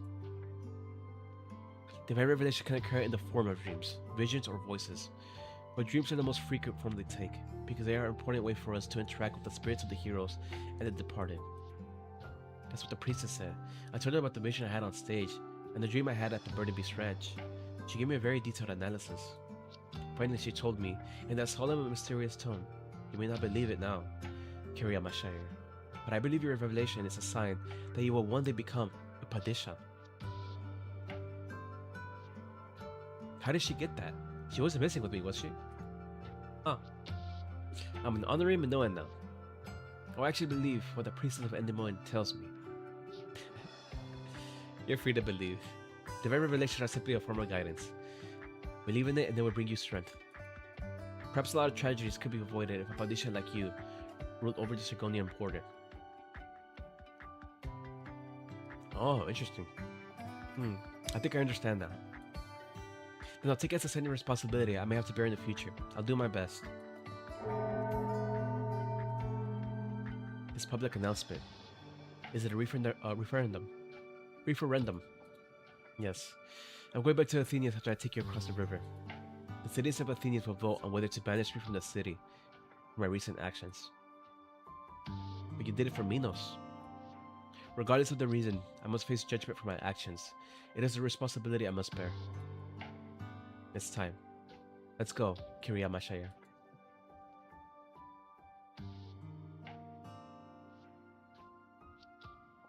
I saw Ithakos again in the vision, as well as the river of my homeland. Was it still red with blood, as it was in your dreams? No, it was quiet and gentle as I remembered it, not pristine, but carrying the sand and mud that nourishes the soil and life. A beautiful revelation. You'll be able to take up poems again, no matter where you go. Yes. Whatever the result of the referendum, whether he stays in or leaves Athenius, Thanatos will accept it with grace. He walks towards the square.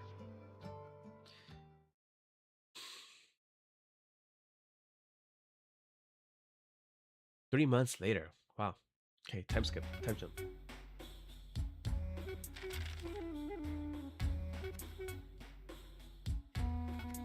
Look at this letter from a Lateran scholar. A most stunning revelation. The study of history is a continuous process of seeking the truth by eliminating misconceptions. I am impressed by the courage that your nation has demonstrated. In his editorial in the Colombian newspaper, Sargon shows integrity through proper recognition of history. I've been calling your favors every single day to repair the damage you've done, ever since the special exhibit that you held after getting back from Minos. I hope you understand that such maverick methods only work once. If anything like this happens again, you better think about what you'll do once you're removed as curator of the Medjehtiqedti Museum. Is this your will, or the Padishah's? Is there a difference? My will is the Padishah's will. I thought we had a consensus before we left Minos. The succession of the exchange ceremony and the mission of friendship with Minos is all thanks to your leadership. In turn, it will be your responsibility to explain things to the Padishah. However much or little you say is entirely up to you, as long as the Padishah is happy. The exchange ceremony was completed under my leadership to begin with. Besides, how was I to know that you would be so audacious as to... Don't think you're in the clear just because I smoothed things over for you this time. There won't be a next time. Besides, and don't you dare say I didn't warn you. This matter had a significant impact far and wide. My connections have told me that the City of Gold has sent a herald to Medjehtiqedti. You will watch your words and behavior from now on.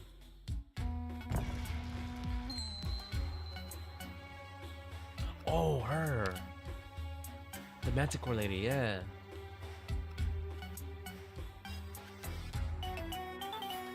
Huh.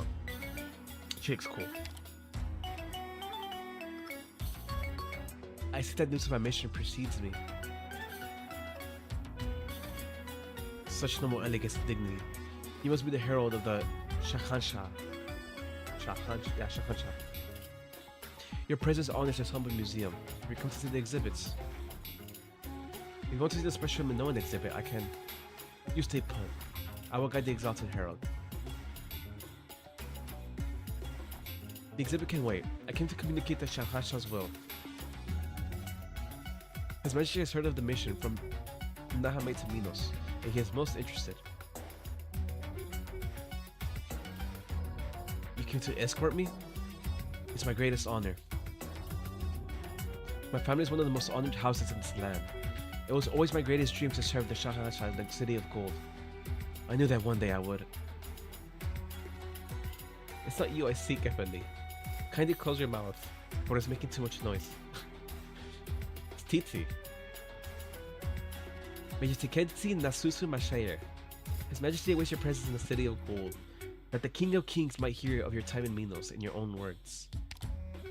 Interesting. Okay. Things are moving here.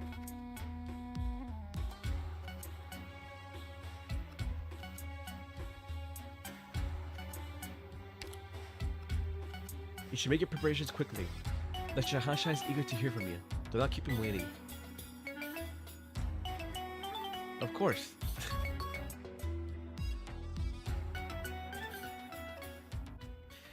All right.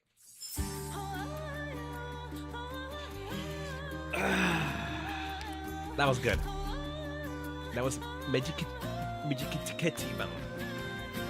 All right. What's this? Oh, yeah. All right. Very good. Very nice for our first look into Minos. Judging by the last cutscene, it does seem obviously there's for a lot of areas in the game. There will be more. It seems like they're setting up for that other city where the one princess is from, Medjehtiqedti or whatever. And it also seems like Titi's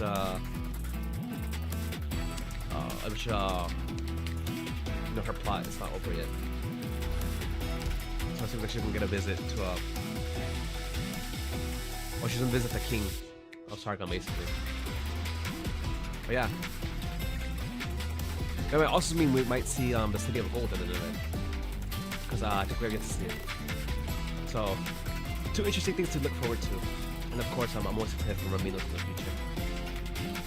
But anyways, that is all for this event. Thanks to anyone who stopped by, and that'll be all. Take it easy and